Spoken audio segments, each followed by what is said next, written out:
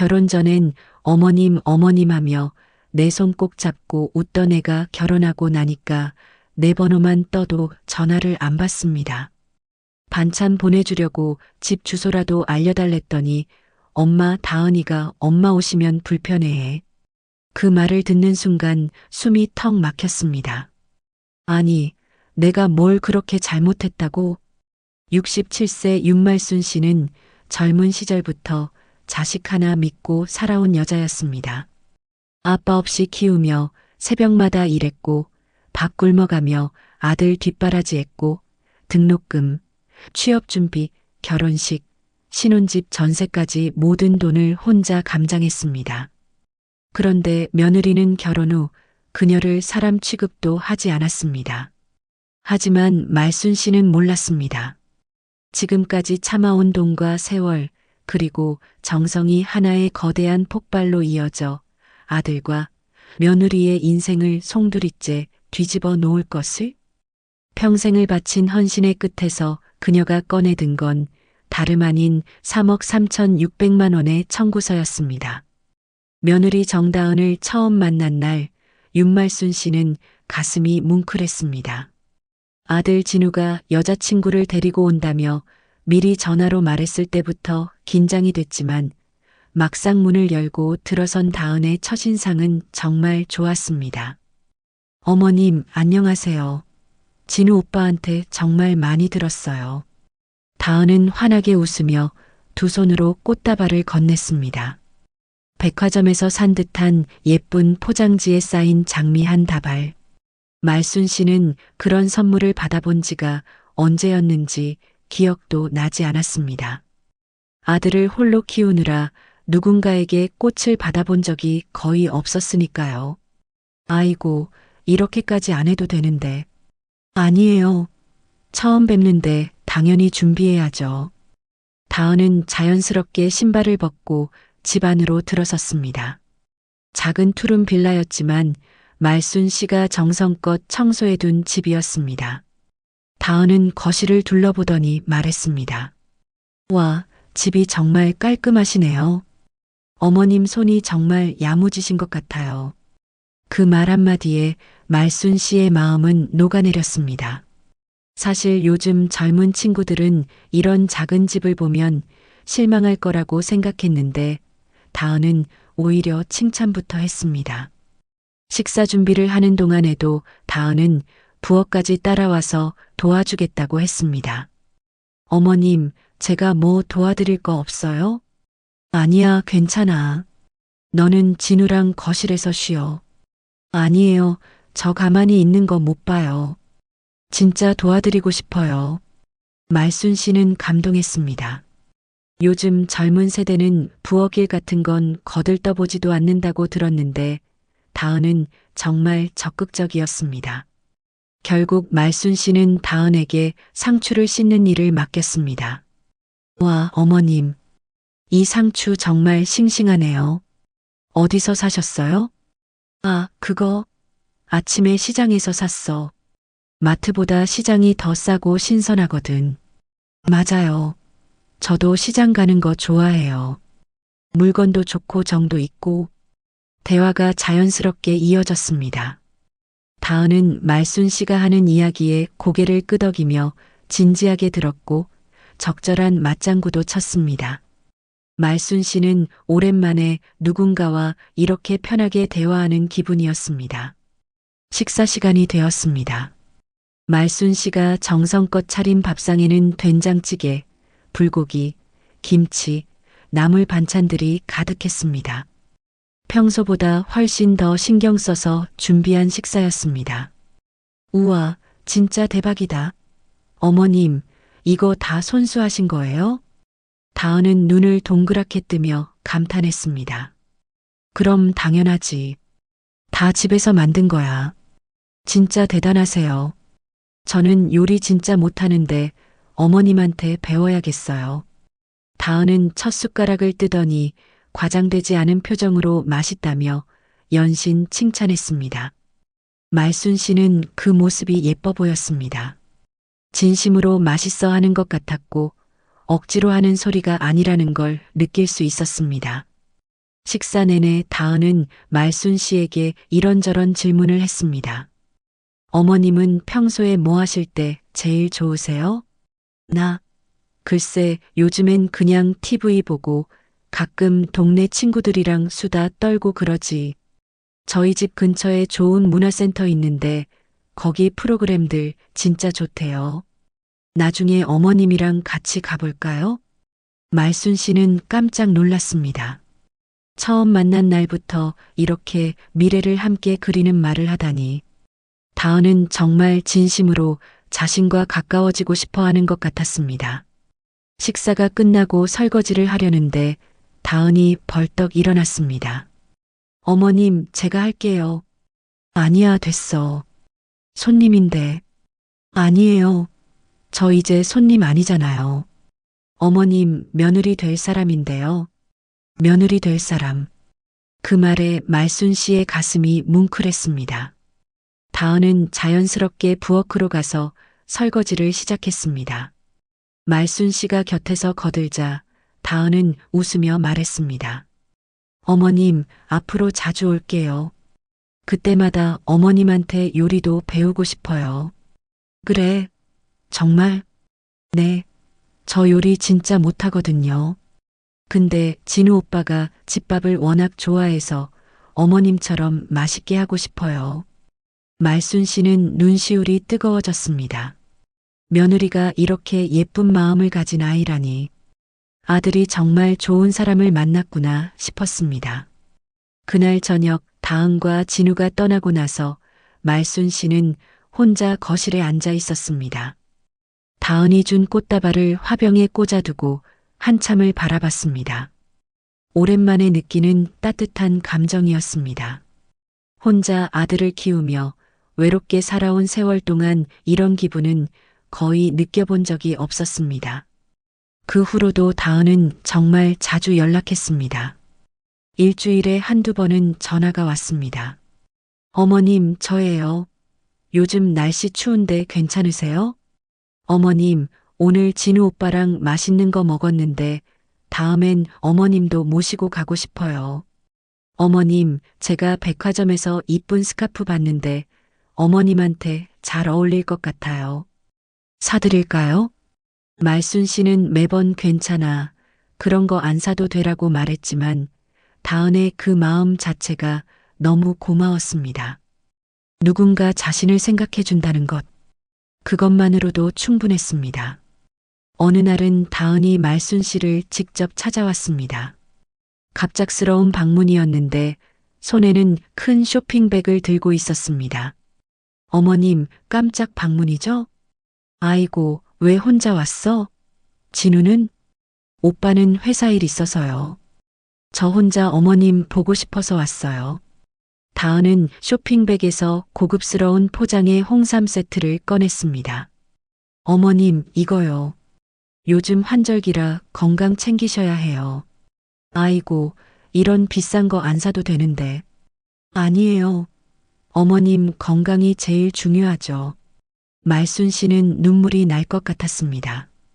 홍삼이 중요한 게 아니라 누군가 자신의 건강을 걱정해 준다는 사실이 감동적이었습니다. 아들 진우도 요즘은 바빠서 자주 연락도 못 하는데 며느리가 될 사람이 이렇게 챙겨주다니. 그날 두 사람은 오랫동안 이야기를 나눴습니다. 다은은 말순 씨의 젊은 시절 이야기에 진심으로 귀를 기울였습니다. 어머님, 진짜 대단하세요. 혼자서 진우 오빠 키우시느라 얼마나 힘드셨어요. 뭐, 그때는 그게 당연한 줄 알았지. 내 자식인데. 저는 그런 어머님이 정말 존경스러워요. 저도 나중에 어머님처럼 훌륭한 엄마가 되고 싶어요. 다은의 눈에는 진심이 가득했습니다. 말순 씨는 이 아이가 정말 진심으로 자신을 좋아하고 존경한다고 느꼈습니다. 시간이 흘러 본격적으로 결혼 준비가 시작되었습니다. 어느 날 진우가 심각한 표정으로 말순 씨를 찾아왔습니다. 엄마, 얘기 좀 해야 할 게 있어. 왜? 무슨 일이야? 진우는 한참을 망설이다가 입을 열었습니다. 결혼 준비 비용이 생각보다 많이 드는데 우리 돈으로는 좀 부족해. 말순 씨는 예상했던 이야기였습니다. 사실 요즘 결혼 비용이 얼마나 드는지 익히 들어서 알고 있었습니다. 얼마나 부족한데? 예식장, 스드메, 신혼여행까지 합치면 한 8천만 원 정도 필요한데 우리가 모은 돈이 3천만 원밖에 안 돼. 그럼 5천만 원이 부족하다는 거네. 엄마 미안해. 근데 다은이 부모님은 전세금은 대주신다고 하셨는데 결혼 비용은 우리가 알아서 하라고 하셔서 말순 씨는 깊은 한숨을 쉬었습니다.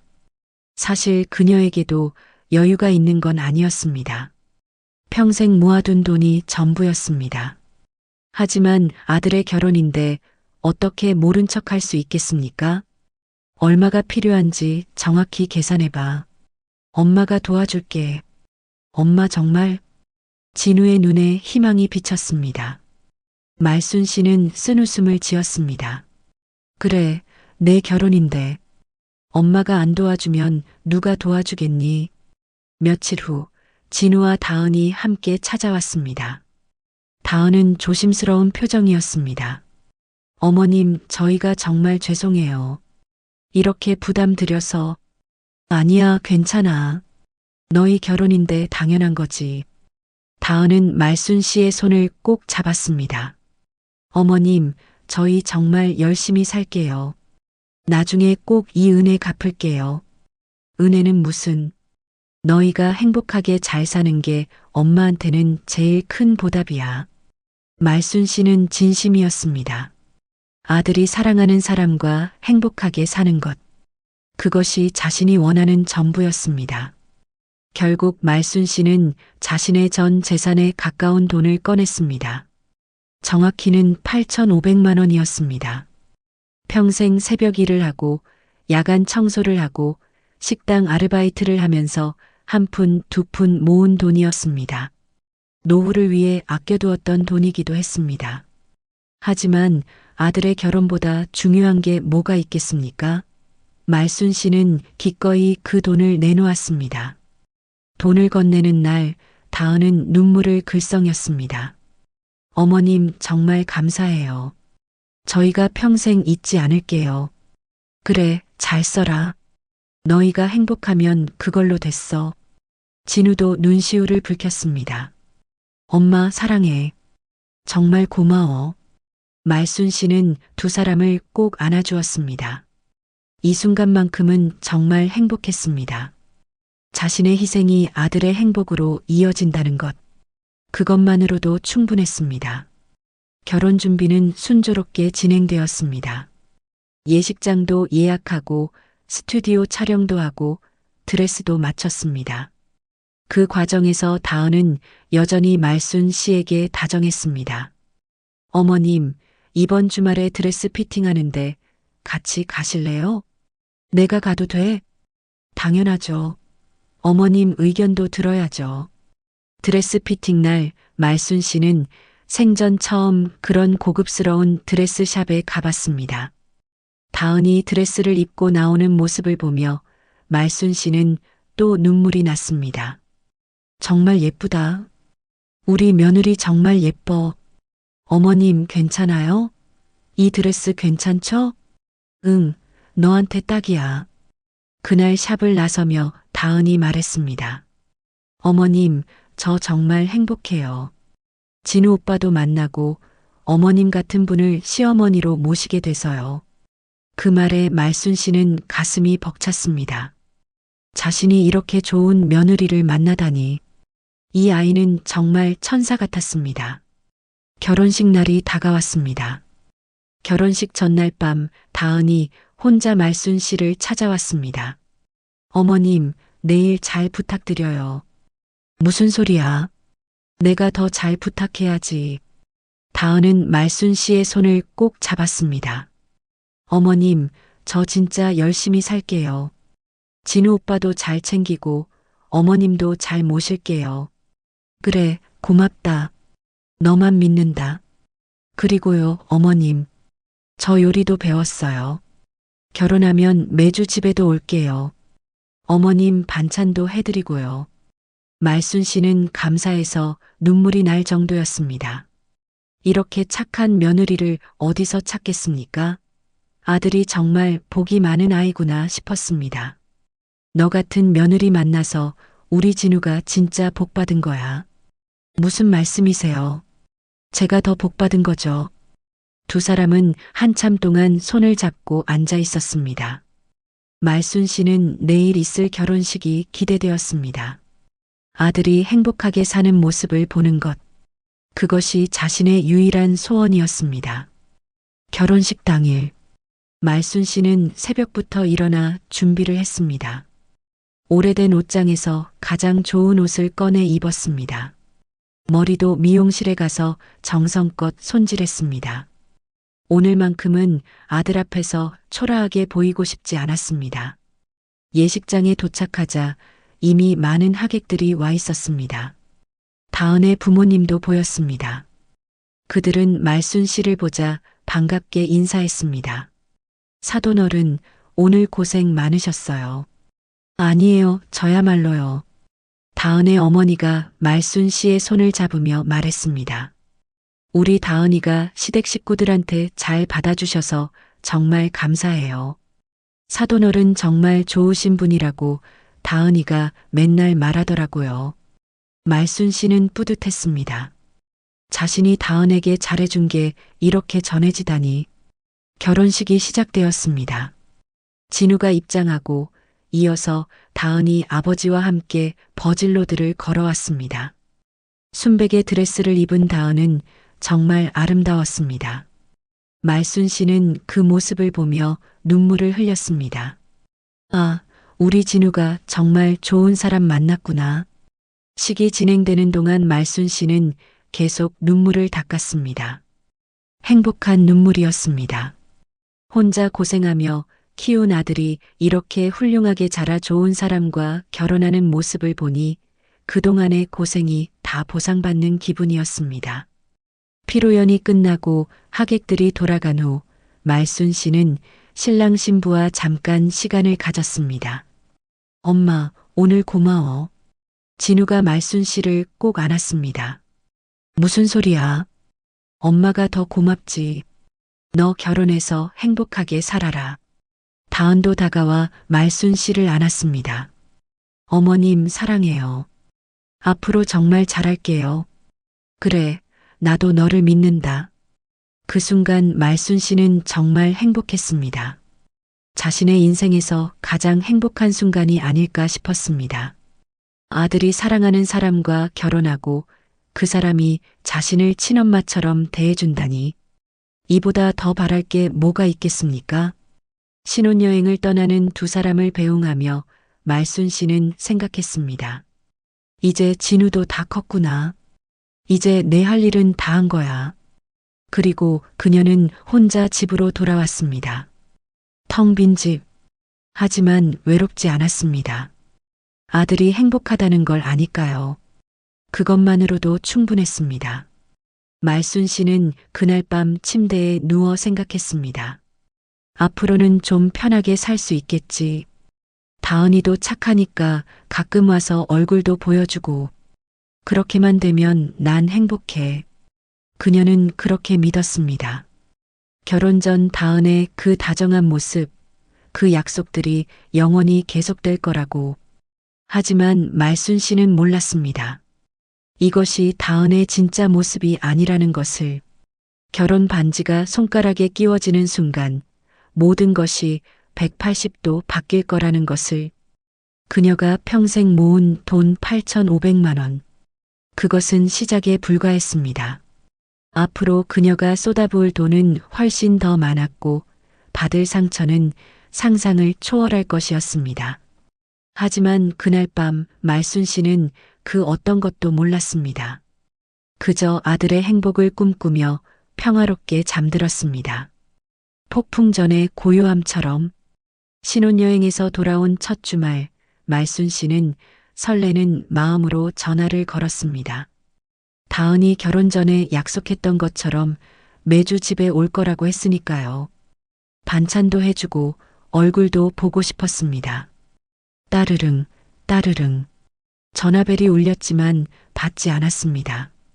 말순 씨는 바쁜가 보다 생각하며 문자를 보냈습니다.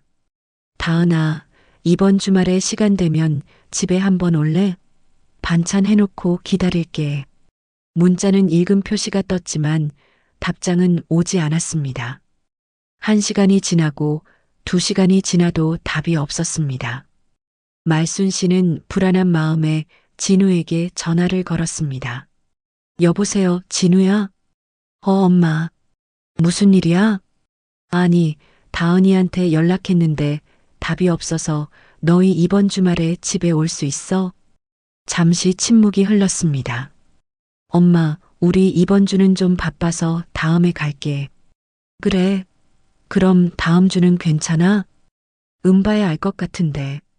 다은이가 요즘 회사 일이 좀 많대. 말순 씨는 조금 실망했지만 이해하려고 했습니다. 신혼이니까 바쁠 수도 있겠지. 아직 직장 생활도 해야 하고 새로 시작하는 것도 많을 테니까. 그래, 알았어. 그럼 시간 날 때 연락해. 응, 알았어, 엄마. 나 지금 좀 바빠서 끊을게. 뚝. 전화가 끊겼습니다. 말순 씨는 핸드폰을 내려다보며 허전함을 느꼈습니다.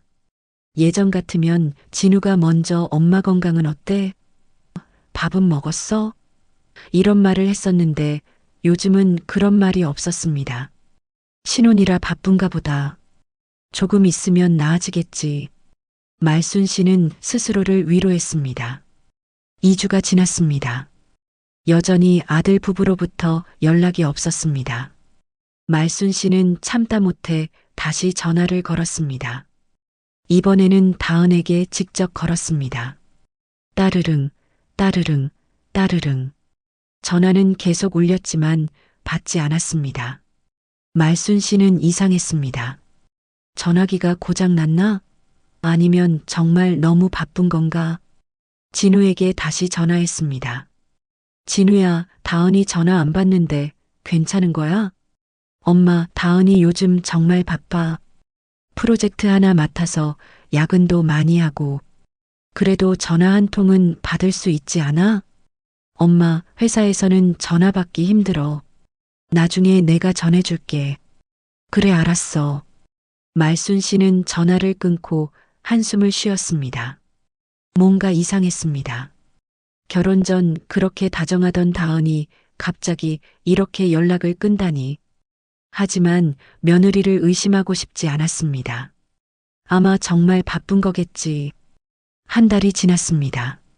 그동안 말순 씨는 3번 더 전화를 걸었지만 다은은 한 번도 받지 않았습니다. 문자도 보냈지만 답장은 없었습니다. 읽음 표시만 뜰 뿐이었습니다. 말순 씨는 견딜 수가 없었습니다. 혹시 자신이 뭔가 잘못한 걸까? 결혼식 때 실수라도 한 걸까? 머릿속이 복잡했습니다. 어느 날 저녁 말순 씨는 용기를 내서 아들 부부의 집으로 직접 찾아가기로 했습니다. 반찬을 정성껏 해서 큰 봉지에 담았습니다. 김치, 멸치볶음, 된장찌개 끓일 재료, 과일까지. 무거운 짐을 들고 버스를 2번 갈아타고 신혼집 앞까지 갔습니다. 초인종을 눌렀습니다. 누구세요? 인터폰 너머로 다은의 목소리가 들렸습니다. 나야, 다은아. 어머니. 잠시 침묵이 흘렀습니다. 어머님, 갑자기 왜 오셨어요? 반찬 좀 가져왔어. 문 열어줄래? 또 침묵. 그리고는 어머님, 죄송한데 지금 집 정리가 안 돼 있어서 다음에 연락드릴게요. 뭐? 아니, 괜찮아. 나는 그런 거 신경 안 쓰는데. 아니에요. 진짜 지금은 곤란해요. 반찬은 문 앞에 놔두시면 제가 나중에 가져갈게요. 말순 씨는 귀를 의심했습니다. 문도 안 열어준다고? 자신을 집 안으로 들이지도 않겠다고? 다은아, 나 여기까지 오느라 1시간 넘게 걸렸어. 잠깐만 얼굴이라도 보면 안 될까? 어머님, 죄송해요. 다음에 꼭 뵐게요. 그리고 인터폰이 끊겼습니다. 말순 씨는 문 앞에 멍하니 서 있었습니다. 손에 든 무거운 봉지가 더욱 무겁게 느껴졌습니다. 눈물이 핑 돌았지만 꾹 참았습니다. 아파트 복도에서 우는 모습을 누가 보면 안 되니까 결국 반찬 봉지를 문 앞에 놓고 돌아섰습니다. 엘리베이터를 타고 내려오는 동안 눈물이 멈추지 않았습니다. 왜 이러는 거지? 내가 뭘 잘못한 거지? 집으로 돌아오는 길은 너무 멀게 느껴졌습니다. 버스 안에서 말순 씨는 창밖을 멍하니 바라봤습니다. 결혼 전 그렇게 다정하던 다은의 모습이 떠올랐습니다. 어머님 결혼하면 매주 집에도 올게요. 그 약속은 다 어디로 간 걸까요? 집에 도착해서 말순 씨는 진우에게 전화했습니다. 진우야, 엄마 오늘 너희 집 갔었어. 뭐? 왜 갑자기? 반찬 좀 갖다 주려고. 그런데 다은이가 문도 안 열어주더라. 엄마 갑자기 가면 곤란하지. 미리 연락하고 가야지. 미리 연락? 내가 며칠 전에 전화했는데 계속 안 받잖아. 엄마, 다은이 바쁘다니까. 좀 이해해줘. 이해? 내가 뭘 이해해야 하는데? 시어머니가 반찬 갖다 준다는데 문도 안 열어주는 게 말이 되냐? 엄마, 목소리 좀 낮춰. 그리고 사실 다은이가 좀 부담스러워하는 것 같아. 부담? 뭐가 부담스러운데? 진우는 한참을 망설이다 말했습니다. 엄마가 너무 자주 연락하니까. 말순 씨는 귀를 의심했습니다. 자주? 내가 언제 자주 했어? 한 달에 몇 번 전화하는 게 자주야? 엄마, 다은이는 원래 좀 조용한 걸 좋아하거든. 연락도 꼭 필요할 때만 하는 스타일이고. 그럼 시어머니가 연락하는 건 필요 없다는 거야? 그게 아니라. 아니긴 뭐가 아니야. 내 말이 그 말이잖아. 말순 씨의 목소리가 떨렸습니다. 엄마, 진정해. 내 말은 그게 아니고. 됐어. 알았어. 이제 안 그럴게. 말순 씨는 전화를 끊어버렸습니다. 그리고 침대에 쓰러져 베개를 껴안고 울었습니다. 내가 뭘 잘못한 거지? 왜 나는 연락하면 안 되는 거지? 그날 밤 말순 씨는 잠을 이루지 못했습니다. 2주가 더 지났습니다. 말순 씨는 약속대로 연락하지 않았습니다. 전화도 문자도 보내지 않았습니다. 며느리가 부담스러워한다니 참아야겠다고 생각했습니다. 하지만 참는 게 쉽지 않았습니다. 매일 핸드폰을 들여다보며 혹시 연락이 왔나 확인했습니다. 하지만 아무것도 없었습니다. 추석이 다가왔습니다. 명절인데 아들 부부가 오겠지 싶어서 말순 씨는 음식을 준비했습니다. 전도 부치고 나물도 무치고 탕국도 끓였습니다. 새벽부터 일어나서 정성껏 준비했습니다. 추석 당일 아침 말순 씨는 진우에게 조심스럽게 문자를 보냈습니다. 진우야, 오늘 집에 올 거지? 음식 다 준비해놨어. 1시간 후 답장이 왔습니다. 엄마, 미안. 우리 올해는 처가에서 명절 보내기로 했어. 말순 씨는 핸드폰을 떨어뜨릴 뻔했습니다. 처가? 연락도 없이? 그래도 저녁에라도 잠깐 들를 수 있지 않아? 엄마, 처가에서 바로 여행 가기로 했어. 다음에 뵐게. 다음에, 또 다음에. 말순 씨는 부엌에 가득한 음식을 바라봤습니다. 새벽부터 준비한 전, 정성껏 무친 나물들, 정갈하게 차린 상. 이 모든 게 무슨 소용이란 말입니까? 명절 내내 말순 씨는 혼자였습니다. TV에서는 온 가족이 모여 웃는 광고가 나왔습니다. 말순 씨는 TV를 껐습니다. 보고 싶지 않았습니다. 명절이 지나고 일주일 후 말순 씨는 더 이상 참을 수가 없어서 다시 진우에게 전화했습니다. 진우야, 추석 때 왜 연락도 없이 처가만 갔어? 엄마, 그게 다은이 부모님이 꼭 오래 있었으면 하셔서. 그래도 나한테 인사라도 하고 가는 게 맞지 않아? 엄마, 미안해. 다음 명절에는 꼭 갈게. 다음 명절? 그럼 그때까지 나는 너 얼굴도 못 보는 거야? 엄마, 그게 아니라 요즘 우리가 진짜 바빠서. 바빠서? 부모 얼굴 볼 시간도 없을 만큼 바빠? 말순 씨의 목소리가 높아졌습니다. 엄마, 왜 이러세요? 우리도 나름대로 사정이 있잖아요. 사정? 무슨 사정인데? 진우는 한참을 침묵하다가 말했습니다. 엄마가 연락을 너무 자주 하니까 다은이가 스트레스 받는데요. 그 말을 듣는 순간 말순 씨는 숨이 막혔습니다. 스트레스? 내가 너희한테 뭘 그렇게 귀찮게 했냐? 엄마, 그게 아니라 다은이는 원래 그런 성격이에요. 연락 자주 하는 거 별로 안 좋아해요. 그럼 나는 어떡하라고? 아들 얼굴 보고 싶어도 참으라고? 엄마도 이제 좀 선을 지켜야죠. 선을 지켜야 한다. 그 말이 말순 씨의 가슴을 찔렀습니다. 선? 부모 자식 사이에 무슨 선이야? 엄마, 우리도 이제 독립된 가정이잖아요. 좀 이해해 주세요. 이해? 내가 뭘 이해해야 하는데?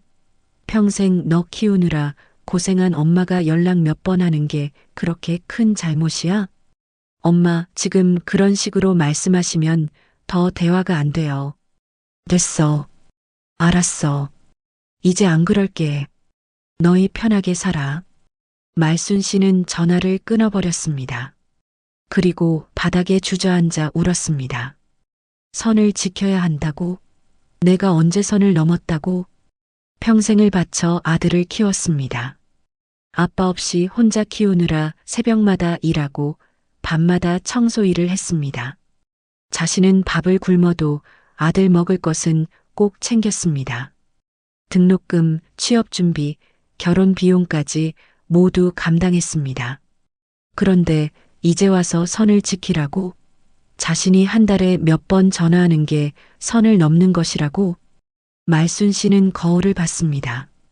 주름진 얼굴, 힘없이 내려간 어깨, 거칠어진 손. 이 모든 게 아들을 위해 희생한 흔적이었습니다. 난 뭐였던 거지, 그냥 돈 대주는 기계. 그날 이후로 말순 씨는 정말로 연락하지 않았습니다. 한 달이 지나고 두 달이 지났습니다. 그동안 아들 부부로부터 단 한 통의 전화도 한 줄의 문자도 오지 않았습니다. 말순 씨는 매일 핸드폰을 들여다봤습니다. 혹시 연락이 왔나 확인했습니다. 하지만 아무것도 없었습니다. 메시지함은 텅 비어 있었고 통화 기록도 없었습니다. 정말 나는 필요 없는 사람이구나. 어느 날 밤 말순 씨는 용기를 내서 다은에게 마지막으로 문자를 보냈습니다. 다은아, 내가 뭐 잘못했는지 말해줄래? 정말 알고 싶다. 내가 고칠 수 있으면 고치고 싶어. 문자를 보내고 말순 씨는 떨리는 마음으로 기다렸습니다. 1시간이 지나고 2시간이 지났습니다. 읽음 표시가 떴습니다. 답장이 올 것 같았습니다. 그리고 드디어 답장이 왔습니다. 그냥요. 그냥? 단 3글자? 말순 씨는 핸드폰을 바라보며 멍했습니다. 20년 동안 쏟아부은 헌신의 끝이 그냥이라니. 그냥이 무슨 뜻이야? 제발 말해줘. 이번에는 답장조차 오지 않았습니다. 읽음 표시만 떴을 뿐입니다. 말순 씨는 더 이상 참을 수가 없었습니다. 진우에게 전화를 걸었습니다. 진우야, 다은이한테 문자 보냈는데 제대로 된 답장도 안 해주더라. 엄마, 왜 또 연락했어요? 부담 주지 말라고 했잖아요. 부담? 내가 뭘 잘못했는지 물어보는 게 부담이야? 엄마, 다은이는 그냥 조용히 지내고 싶은 거예요. 왜 자꾸 그걸 이해 못하세요? 조용히 지내고 싶다고? 그럼 나는 뭐야? 그냥 없는 사람 취급하라는 거야?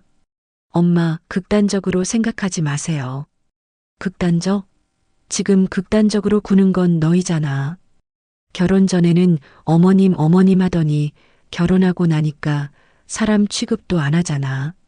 엄마, 그런 식으로 말하면 안 되죠. 우리도 우리 생활이 있어요. 너희 생활? 그 생활 하라고 내가 평생 희생한 거 알아? 말순 씨의 목소리가 떨렸습니다. 엄마, 이제 그만해요. 자꾸 이러시면 우리도 힘들어요. 너희가 힘들어? 나는 얼마나 힘든 줄 알아? 엄마, 진우가 소리를 질렀습니다. 제발 그만 좀 하세요. 우리 힘들게 하지 말고. 우리도 우리 인생 살아야 한다고요. 그리고 전화가 끊겼습니다. 말순 씨는 핸드폰을 들고 멍하니 서 있었습니다. 아들이 자신에게 소리를 지른 건 처음이었습니다. 그리고 그 말, 우리 힘들게 하지 말고 자신이 아들을 힘들게 하는 존재였단 말인가요? 말순 씨는 그날 밤 잠을 이루지 못했습니다. 천장을 바라보며 계속 생각했습니다. 내가 뭘 잘못한 거지? 정말 뭘 잘못한 거지? 한 달에 몇 번 전화하는 것, 명절에 보고 싶어 하는 것, 반찬 갖다 주려는 것, 이게 다 잘못된 거였나요? 아침이 되었습니다. 말순 씨는 거울을 봤습니다. 하룻밤 사이에 더 늙어 보이는 자신의 얼굴, 눈가의 주름, 희끗희끗한 머리카락, 그리고 문득 깨달았습니다. 나는 이제 필요 없는 사람이구나. 돈 다 썼으니까. 결혼 자금 8,500만 원. 그 돈을 다 쓰고 나니 이제 자신은 불편한 존재가 되어버린 겁니다. 말순 씨는 서랍을 열었습니다. 그곳에는 오래된 노트 한 권이 있었습니다. 그 노트에는 아들에게 들어간 모든 비용이 한치의 오차도 없이 적혀 있었습니다. 대학 등록금 3,800만 원, 취업 준비 비용 1,200만 원, 결혼 자금 8,500만 원, 신혼집 전세 지원 1억 2천만 원, 차량 구입비 2,700만 원, 생활비 지원 10년치 6,400만 원, 총 3억 3,600만 원. 말순 씨는 그 숫자들을 천천히 훑어봤습니다. 이 모든 돈이 새벽 일터로 향하던 자신의 발걸음, 밤늦게까지 청소하던 자신의 손, 굶주림을 참던 자신의 배에서 나온 것이었습니다. 그리고 이제 그 대가는 불편한 존재 취급이었습니다. 말순 씨는 노트를 꼭 쥐었습니다. 그리고 중얼거렸습니다. 그래, 이제 정리할 때가 됐어. 더 이상 참을 수 없어. 그날 말순 씨 마음속에서 어떤 스위치가 딱 하고 꺼졌습니다. 모든 정이 떨어지고 남은 것은 냉정한 이성뿐이었습니다. 평생 쌓아온 모성의 헌신, 희생의 감정들이 한순간에 얼음처럼 얼어붙었습니다. 이제는 받아낼 때였습니다. 3억 3,600만 원. 한 푼도 빠짐없이. 그날 이후로 말순 씨는 더 이상 먼저 연락하지 않기로 했습니다. 하지만 마음은 그렇게 단순하지 않았습니다. 매일 아침 일어나면 제일 먼저 핸드폰을 확인했습니다. 혹시 진우나 다은에게서 연락이 왔을까? 하지만 매번 텅 빈 화면만 보일 뿐이었습니다. 한 달이 지났습니다. 2달이 지났습니다. 여전히 아무 연락이 없었습니다. 말순 씨는 점점 더 무너져 갔습니다. 밤마다 잠을 설쳤고 입맛도 없어져서 끼니를 거르는 날이 많았습니다. 거울을 볼 때마다 초췌해진 자신의 모습에 놀랐습니다. 동네 친구 경숙이가 말순 씨의 변화를 눈치챘습니다. 말순아, 요즘 안색이 왜 그래? 많이 아픈 거 아니야? 아니야, 괜찮아. 무슨 소리야? 한 달 사이에 살이 얼마나 빠졌는데. 무슨 일 있어? 말순 씨는 한참을 망설이다가 그동안의 일을 털어놨습니다. 결혼 전 다정하던 며느리가 결혼 후 완전히 달라진 것, 연락도 받지 않고 만나주지도 않는 것, 아들마저 자신을 불편한 존재로 여기는 것. 경숙이는 듣고 있다가 한숨을 쉬었습니다. 에휴, 요즘 젊은 것들이 다 그래. 결혼 전에는 꿀 떨어지는 소리 하다가 결혼하고 나면 돌변하지. 나는 정말 이해가 안 돼. 내가 뭘 그렇게 잘못했길래. 말순아, 너 잘못한 거 없어. 그냥 그 애들이 인간성이 없는 거야. 경숙이의 위로는 고마웠지만 마음의 상처가 치유되지는 않았습니다. 겨울이 다가왔습니다. 말순 씨의 생일이 있는 달이었습니다. 평소 같으면 진우가 미리 연락해서 엄마 생일 때 뭐 먹고 싶어? 라고 물어봤을 텐데 올해는 아무 말이 없었습니다. 생일 전날 밤 말순 씨는 혹시나 하는 마음에 진우에게 문자를 보냈습니다. 진우야, 내일 엄마 생일이야. 혹시 시간 되면 저녁 같이 먹을 수 있을까? 문자를 보내고 나서 후회가 밀려왔습니다. 또 부담 준다고 하겠지. 하지만 이미 보낸 문자는 되돌릴 수 없었습니다. 읽음 표시가 떴습니다. 하지만 답장은 오지 않았습니다. 1시간이 지나고 2시간이 지나도 답이 없었습니다. 생일 당일 아침에 일어나서 핸드폰을 확인했습니다. 여전히 답장이 없었습니다. 말순 씨는 쓸쓸한 마음으로 하루를 시작했습니다. 점심때가 되어서야 진우에게서 문자가 왔습니다. 엄마 생일 축하해. 오늘은 회사 회식이 있어서 못 갈 것 같아. 다음에 밥 사줄게. 회사 회식. 다음에. 말순 씨는 핸드폰을 꽉 쥐었습니다. 엄마 생일보다 회사 회식이 더 중요한 거군요. 아니, 어쩌면 회식은 핑계이고 그냥 오기 싫은 건지도 모릅니다. 그래, 알았어. 너 바쁠 텐데 괜찮아. 답장을 보내고 말순 씨는 핸드폰을 던져버리고 싶었습니다. 하지만 꾹 참았습니다. 저녁이 되었습니다. 혼자 집에 앉아 있는데 너무 적막했습니다. TV를 켜봤지만 아무것도 눈에 들어오지 않았습니다. 결국 TV를 끄고 어둠 속에 앉아 있었습니다. 현관문이 열리는 소리가 났습니다. 말순 씨는 깜짝 놀라 일어났습니다. 혹시 진우가 온 건가? 하지만 아무도 없었습니다. 그냥 바람에 삐걱거리는 소리였습니다. 말순 씨는 다시 소파에 앉았습니다. 그리고 눈물이 흘러내렸습니다. 나는 정말 외로운 사람이구나. 그날 밤 말순 씨는 혼자 미역국을 끓여 먹었습니다. 생일 미역국. 어렸을 때는 엄마가 끓여주셨고 결혼해서는 남편이 끓여줬고 남편이 떠난 후에는 아들이 끓여줬습니다. 그런데 이제는 혼자 끓여 먹어야 했습니다. 며칠 후 말순 씨는 병원에 갔습니다. 요즘 몸 상태가 좋지 않아서였습니다. 자꾸 어지럽고 가슴이 답답했습니다. 의사는 검사 결과를 보더니 말했습니다. 스트레스성 증상이네요.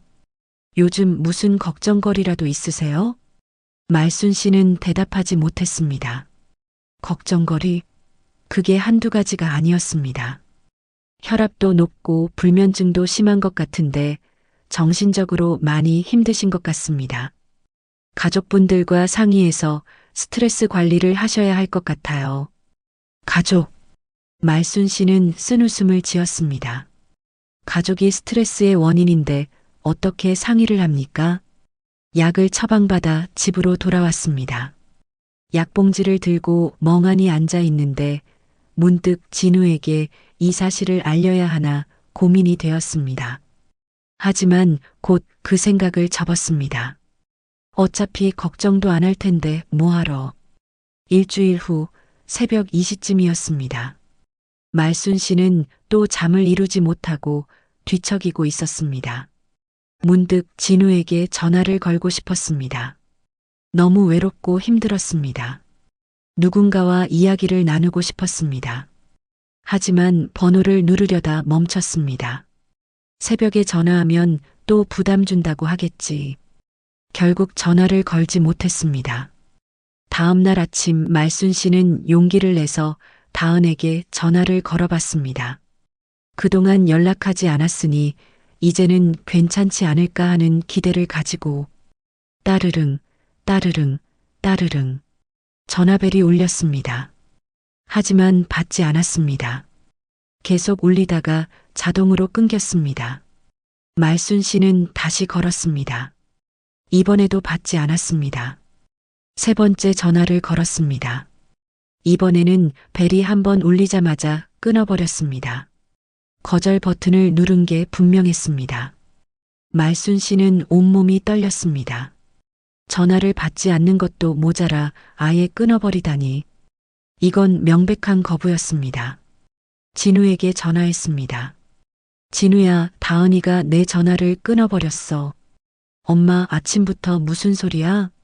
아침에 전화했는데 세 번째는 아예 끊어버리더라고. 엄마, 다은이 지금 출근 준비 중이었을 거야. 바빠서 그런 거지. 바쁘면 나중에 전화하겠다고 문자라도 보내는 게 맞지 않아? 아예 끊어버리는 게 말이 돼? 엄마, 왜 자꾸 그렇게 따지세요? 다은이도 할 일이 있잖아요. 나도 할 말이 있어서 전화한 건데. 무슨 일인데? 말순 씨는 할 말을 잃었습니다. 사실 특별한 용건이 있었던 건 아니었습니다. 그냥 며느리 목소리가 듣고 싶었고, 안부를 묻고 싶었고, 잘 지내는지 궁금했던 것 뿐입니다. 그냥 안부 묻고 싶었어. 안부요? 그런 거는 나중에 문자로 하면 되잖아요. 왜 바쁜 아침에 전화를 해요? 내가 언제 전화하면 돼? 아침도 안 되고, 낮에는 회사니까 안 되고, 저녁에는 피곤하다고 하고. 도대체 언제? 진우가 짜증 섞인 목소리로 말했습니다. 엄마, 진짜 왜 이러세요? 꼭 전화해야 하는 거예요?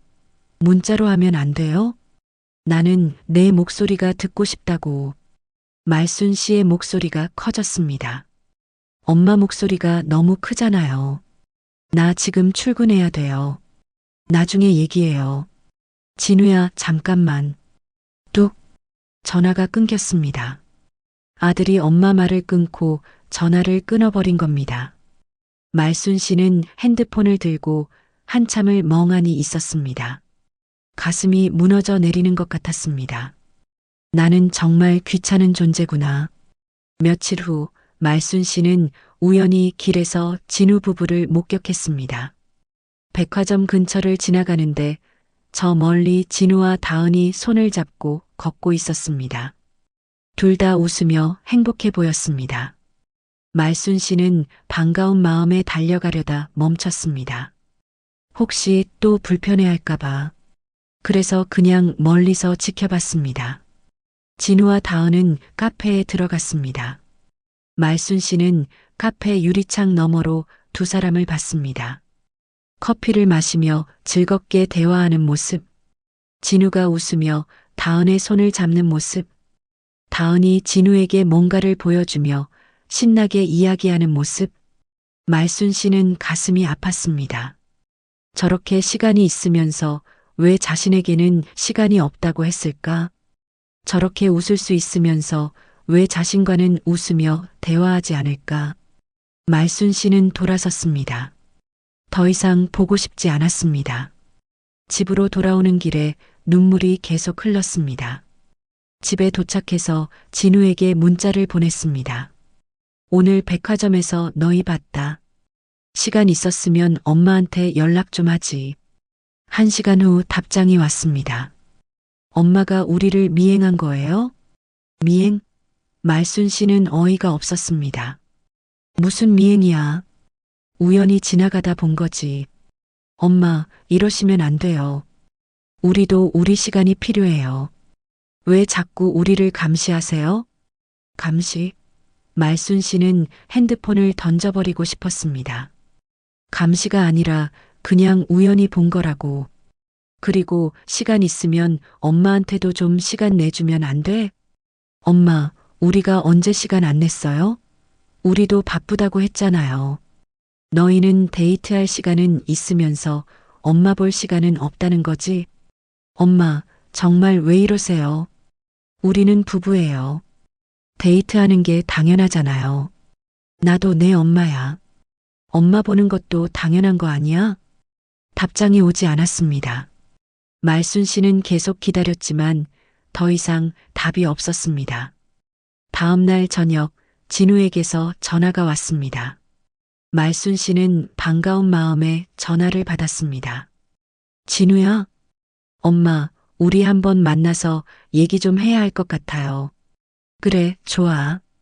언제 올래? 엄마가 나와주세요. 내일 3시에 역 앞 카페에서 보죠. 밖에서 보자고. 말순 씨는 이상했지만 일단 승낙했습니다. 그래, 알았어. 다음 날 말순 씨는 약속 시간보다 30분 일찍 카페에 도착했습니다. 진우와 얼굴을 보고 대화할 수 있다는 게 기뻤습니다. 어쩌면 오해를 풀 수 있을지도 모른다고 생각했습니다. 약속 시간이 되자 진우가 들어왔습니다. 하지만 혼자가 아니었습니다. 다은도 함께였습니다. 앉아라. 말순 씨가 말했지만 두 사람의 표정은 굳어 있었습니다. 진우가 입을 열었습니다. 엄마, 우리 오늘 솔직하게 얘기하려고 왔어요. 그래, 좋아. 나도 할 말이 많아. 엄마가 먼저 들으세요. 진우는 심각한 표정으로 말을 이었습니다. 엄마가 요즘 우리한테 너무 집착하시는 것 같아요. 집착? 네. 계속 연락하시고, 우리 만나자고 하시고, 우리가 뭐 하는지 확인하시고, 솔직히 우리 둘 다 힘들어요. 말순 씨는 숨이 막혔습니다. 집착이라니 나는 그냥 너희가 보고 싶어서. 다은이 끼어들었습니다. 어머님, 저희도 어머님을 사랑해요. 하지만 너무 자주 연락하시니까 부담스러워요. 내가 언제 자주 연락했어? 한 달에 몇 번 전화하는 게 자주야? 진우가 한숨을 쉬었습니다. 엄마, 문제는 빈도가 아니에요. 엄마가 우리한테 기대하는 게 너무 많아요. 우리도 우리 생활이 있는데 엄마는 항상 우리가 엄마를 우선시하길 바라잖아요. 우선시? 나는 그런 적 없어. 그냥 가끔 보고 싶다는 게 그렇게 큰 바람이야?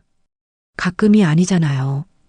엄마는 우리가 항상 연락하고 자주 만나고 엄마 생각을 해주길 바라잖아요. 말순 씨는 할 말을 잃었습니다. 나는 그냥 외로워서. 엄마 외로움은 엄마가 해결하셔야 해요. 우리한테 의지하시면 안 돼요. 그 말이 말순 씨의 가슴을 찔렀습니다. 의지? 부모 자식이 서로 의지하는 게 잘못이야? 다은이 또 끼어들었습니다. 어머님, 진우 오빠는 이제 제 남편이에요. 어머님 아들이기도 하지만 우선은 제 남편이고 우리 가정의 가장이에요. 그걸 좀 이해해 주세요. 말순 씨는 다은을 빤히 쳐다봤습니다. 내가 언제 그걸 모른다고 했어? 나도 알아. 근데 그렇다고 엄마를 완전히 잊어버리란 말이야? 진우가 말했습니다. 잊어버리라는 게 아니에요. 거리를 좀 두자는 거죠. 거리? 네. 엄마도 엄마 인생을 사시고 우리는 우리 인생을 살고 적당한 거리를 유지하자는 거예요. 말순 씨는 웃음이 나왔습니다. 허탈한 웃음이었습니다. 적당한 거리라 좋아. 그럼 어느 정도가 적당한 거야? 한 달에 한 번? 아니면 명절에만? 아니면 아예 연락하지 말까? 엄마, 극단적으로 말씀하시지 마세요. 극단적이 아니라 정말 궁금해서 묻는 거야. 너희가 원하는 게 뭔데? 진우와 다은이 서로를 쳐다봤습니다. 그리고 진우가 말했습니다. 우리가 먼저 연락할 때까지 기다려주세요. 엄마가 먼저 연락하지 마시고. 말순 씨는 귀를 의심했습니다. 내가 먼저 연락하지 말라고? 네. 우리가 여유 있을 때 먼저 연락드릴게요. 그게 언제인데? 그건 상황 봐서요. 말순 씨는 더 이상 참을 수가 없었습니다. 좋아. 그럼 내가 죽을 때까지 기다리면 되겠네. 엄마, 왜 그런 말씀을 하세요? 사실이잖아. 너희가 먼저 연락한 게 언제야? 내가 먼저 안 하면 아예 연락이 없잖아. 목소리가 커졌습니다. 주변 사람들이 쳐다봤습니다. 진우가 당황하며 말했습니다. 엄마, 목소리 좀 낮추세요. 사람들이 다 쳐다봐요. 쳐다보면 어때? 나는 지금 내 심정을 말하는 거야. 엄마, 이러시면 안 돼요. 뭐가 안 돼? 평생 널 키우느라 내가 얼마나 고생했는데. 아빠 없이 혼자 키우느라 내가 얼마나 힘들었는데. 그런 엄마가 가끔 연락하는 게 그렇게 부담스러워? 다은이 차갑게 말했습니다. 어머님, 그건 어머님이 선택하신 거잖아요. 진우 오빠를 낳으신 것도 키우신 것도 어머님 선택이고요. 말순 씨는 다은을 빤히 쳐다봤습니다. 뭐라고? 저는 사실대로 말씀드리는 거예요. 부모가 자식을 키우는 건 당연한 거잖아요. 그걸 가지고 평생 은혜를 갚으라는 건 좀. 말순 씨는 손이 떨렸습니다. 넌 지금 뭐라고 한 거야? 진우가 급히 말했습니다. 엄마, 다은이가 말실수한 거예요. 그냥 넘어가요. 말실수? 저게 말실수야? 말순 씨는 일어섰습니다. 좋아. 알았어. 이제 알겠어. 너희가 원하는 게 뭔지. 엄마, 나는 이제 정말 연락 안 할게. 너희가 원하는 대로 해줄게. 대신 말순 씨는 두 사람을 똑바로 쳐다봤습니다. 나도 내가 원하는 걸 할 거야. 그리고 카페를 나왔습니다. 뒤에서 진우가 엄마라고 부르는 소리가 들렸지만 돌아보지 않았습니다. 집으로 돌아오는 길 말순 씨는 눈물도 나오지 않았습니다. 모든 감정이 얼어붙은 것 같았습니다. 집에 도착해서 서랍을 열었습니다. 그 노트를 꺼냈습니다. 3억 3,600만 원이 적힌 그 노트. 말순 씨는 노트를 펼쳐놓고 한참을 바라봤습니다. 그래, 이제는 정리할 때야. 더 이상 이런 취급받으며 살 수 없어. 그날 밤 말순 씨는 변호사 사무실 번호를 찾아봤습니다. 그리고 다음 날 아침 제일 먼저 전화를 걸었습니다. 여보세요. 법률 상담 받고 싶은데요. 드디어 반격이 시작되는 순간이었습니다. 변호사 사무실은 역 근처 오피스텔 건물 5층에 있었습니다. 말순 씨는 엘리베이터를 타고 올라가면서 가슴이 두근거렸습니다. 평생 변호사 사무실에 가본 적이 없었으니까요. 하지만 이제는 어쩔 수 없었습니다. 더 이상 참을 수 없었습니다. 사무실 문을 열고 들어가자 젊은 여자 변호사가 맞아주었습니다. 어서 오세요. 전화 주신 윤말수님 맞으시죠? 네, 맞습니다. 여기 앉으세요. 무슨 일로 오셨는지 말씀해 주시겠어요? 말순 씨는 긴 한숨을 쉬고는 그동안의 일을 차근차근 설명했습니다. 혼자 아들을 키운 것, 평생 희생한 것, 결혼 비용을 지원한 것, 그리고 결혼 후 며느리와 아들에게 받은 냉대. 변호사는 진지하게 듣다가 물었습니다. 그동안 아드님께 지원하신 금액이 정확히 얼마나 되시나요? 말순 씨는 가방에서 노트를 꺼냈습니다. 변호사는 노트를 펼쳐보며 놀란 표를 지었습니다. 이렇게 세세하게 기록을 해두셨네요. 네. 한 푼 한 푼 제가 번 돈이니까 잊을 수가 없어서요. 대학 등록금 3,800만 원, 취업 준비 비용 1,200만 원, 결혼 자금 8,500만 원, 신혼집 전세금 1억 2천만 원, 차량 구입비 2,700만 원, 생활비 지원 6,400만 원 총 3억 3,600만 원이네요. 네. 대출 이자는 빼고요. 변호사는 잠시 생각하더니 말했습니다. 어머님, 솔직히 말씀드리면 이 금액을 전액 받아내기는 쉽지 않습니다. 법적으로는 부모가 자녀에게 준 돈을 증여로 볼 가능성이 크거든요. 말순 씨의 얼굴이 어두워졌습니다. 그럼 한 푼도 못 받는다는 말인가요? 아니요, 방법은 있습니다. 이게 증여가 아니라 대여였다는 걸 입증하면 됩니다. 혹시 차용증이나 계약서 같은 게 있으신가요? 없습니다. 내 자식한테 그런 걸 받을 생각을 못했죠. 그렇다면 좀 어려울 수 있지만 문자 메시지나 통화 내역, 증인 등으로 입증할 수는 있습니다. 그리고 일단 내용 증명을 보내서 아드님의 반응을 보는 게 좋겠습니다. 내용 증명이요? 네. 법적 효력이 있는 문서로 어머님이 그동안 지원한 금액을 대여금으로 간주하고 반환을 요구한다는 내용을 공식적으로 통보하는 겁니다. 말순 씨는 잠시 망설였습니다. 정말 이렇게까지 해야 하나? 하지만 카페에서 있었던 일이 떠올랐습니다. 다은의 차가운 말투, 진우의 무책임한 태도. 그렇게 하겠습니다. 확실하신 거죠? 이렇게 하시면 아드님과의 관계는 완전히 틀어질 수 있습니다. 말순 씨는 쓴웃음을 지었습니다. 이미 틀어졌습니다. 더 나빠질 것도 없어요.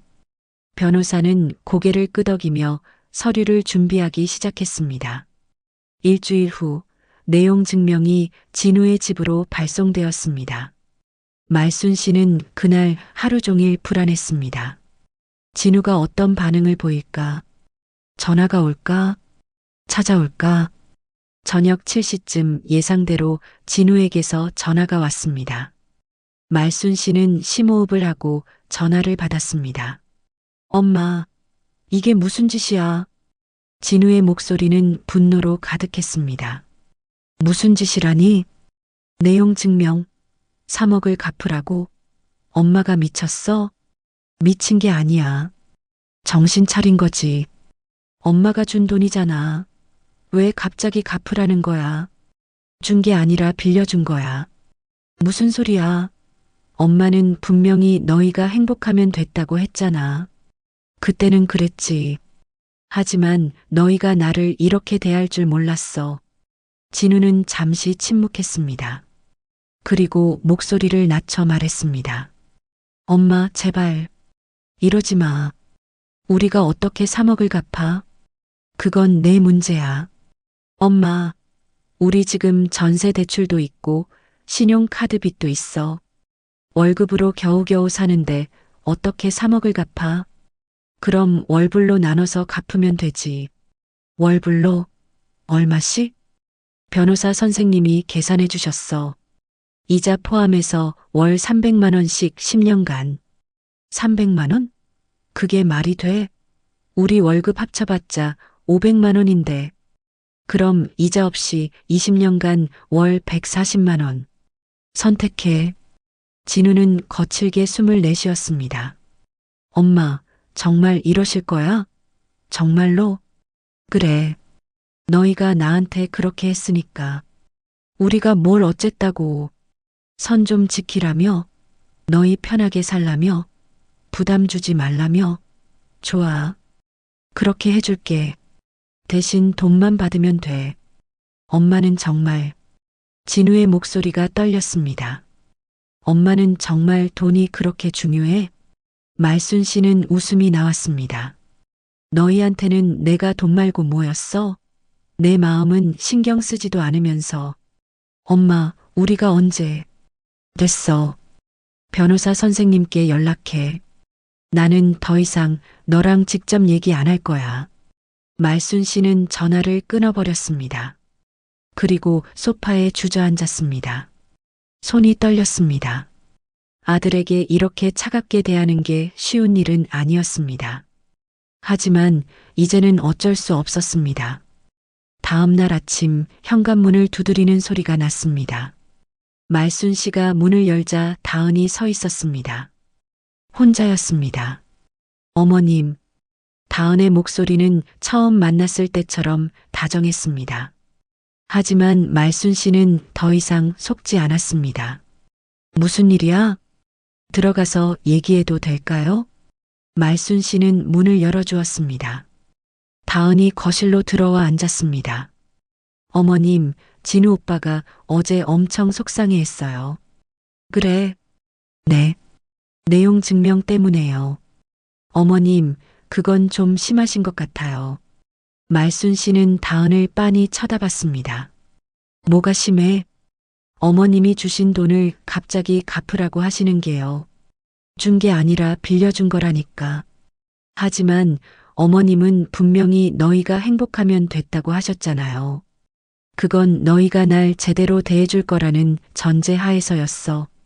다은은 잠시 말이 없다가 다시 입을 열었습니다. 어머님, 저희가 어머님을 소홀히 대한 건 사실이에요.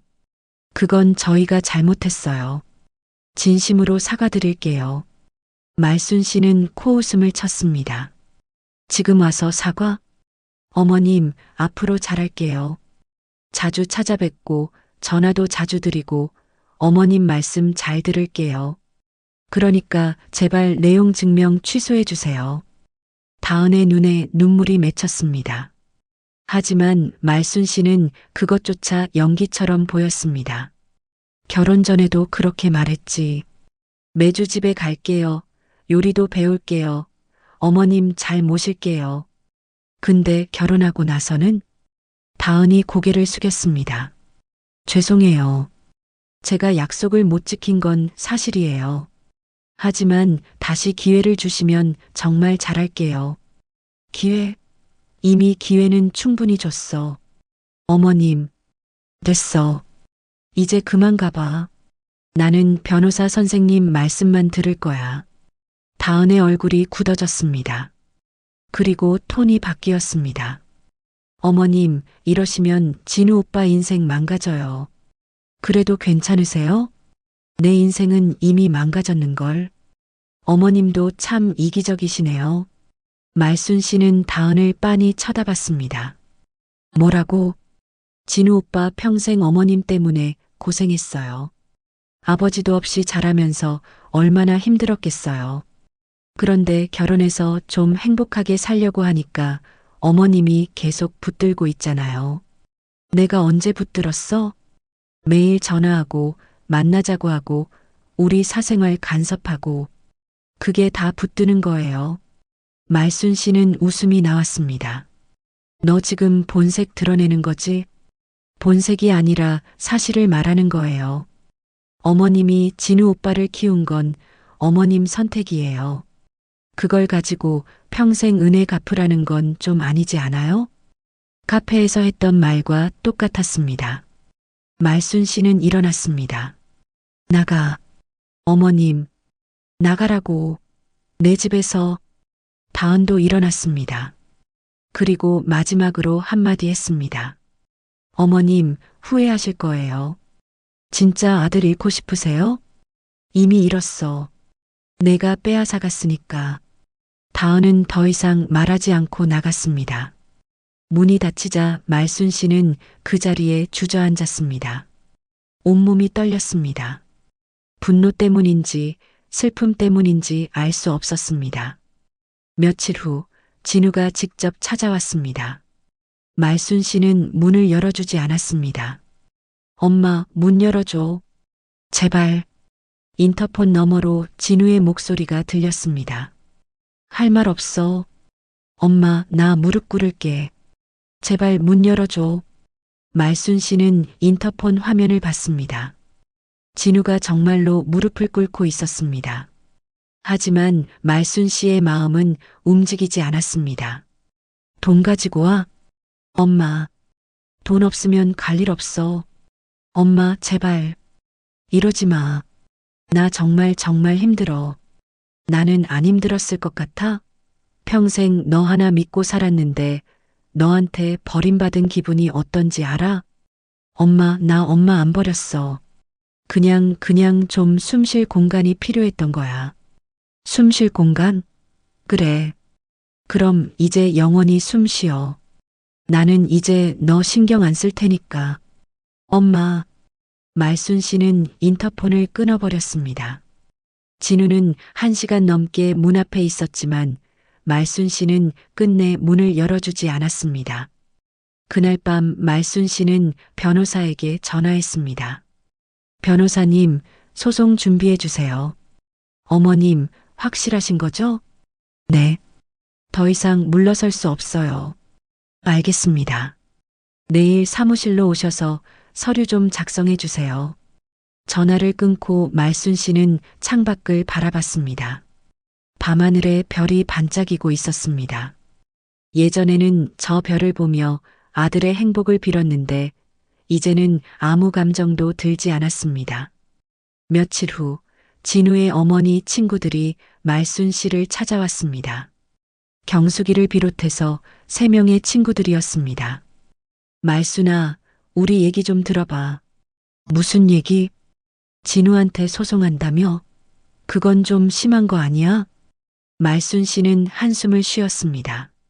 내일이야. 신경 끄세요. 경숙이가 말했습니다. 말순아, 우리 친구잖아. 그래서 하는 말인데 부모 자식이 법정에서 싸우는 건 정말 안 좋아. 주변에서 손가락질하고. 손가락질? 내가 뭘 잘못했다고 손가락질을 받아야 해? 그게 아니라 세상 사람들이 그렇게 보잖아. 자식한테 돈 받아내려는 나쁜 엄마라고. 말순 씨는 친구들을 빤히 쳐다봤습니다. 그럼 나는 평생 당하고만 살라는 거야? 내가 얼마나 희생했는데?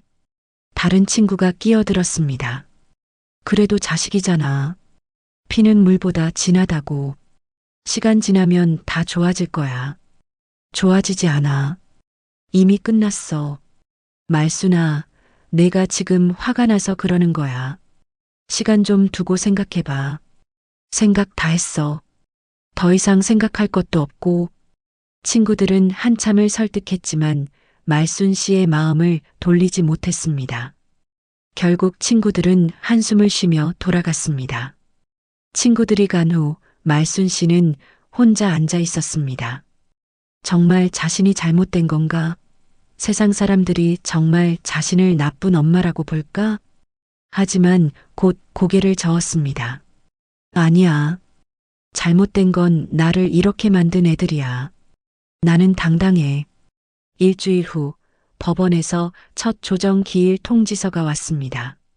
재판 전에 조정을 시도하는 절차였습니다. 말순 씨는 변호사와 함께 법원에 갔습니다. 조정실에는 조정위원과 진우, 다은, 그리고 그들의 변호사가 앉아 있었습니다. 진우는 말순 씨를 보자 복잡한 표정을 지었습니다. 조정위원이 말했습니다. 자, 양측의 의견을 들어보겠습니다. 먼저 원고 측부터. 말순 씨의 변호사가 그동안의 경위를 설명했습니다.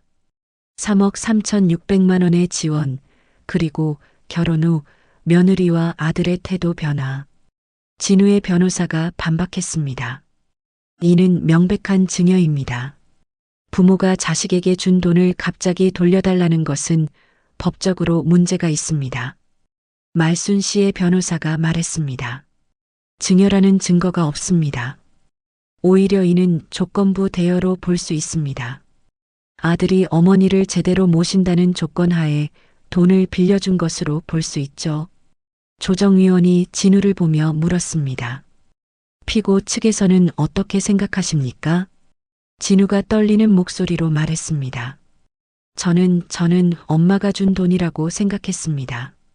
엄마도 너희가 행복하면 됐다고 하셨고요. 그렇다면 어머니께 어떻게 대해드렸습니까? 진우는 고개를 숙였습니다. 제가 소홀했던 건 사실입니다. 조정위원이 말순 씨를 보며 물었습니다. 어머님, 정말로 전액을 받으시려는 겁니까? 네. 하지만 이는 아드님의 인생을 파탄낼 수 있는 금액입니다. 저도 인생이 파탄났는 걸요. 조정위원이 한숨을 쉬었습니다. 어머님, 조정안을 하나 제시해 드리겠습니다.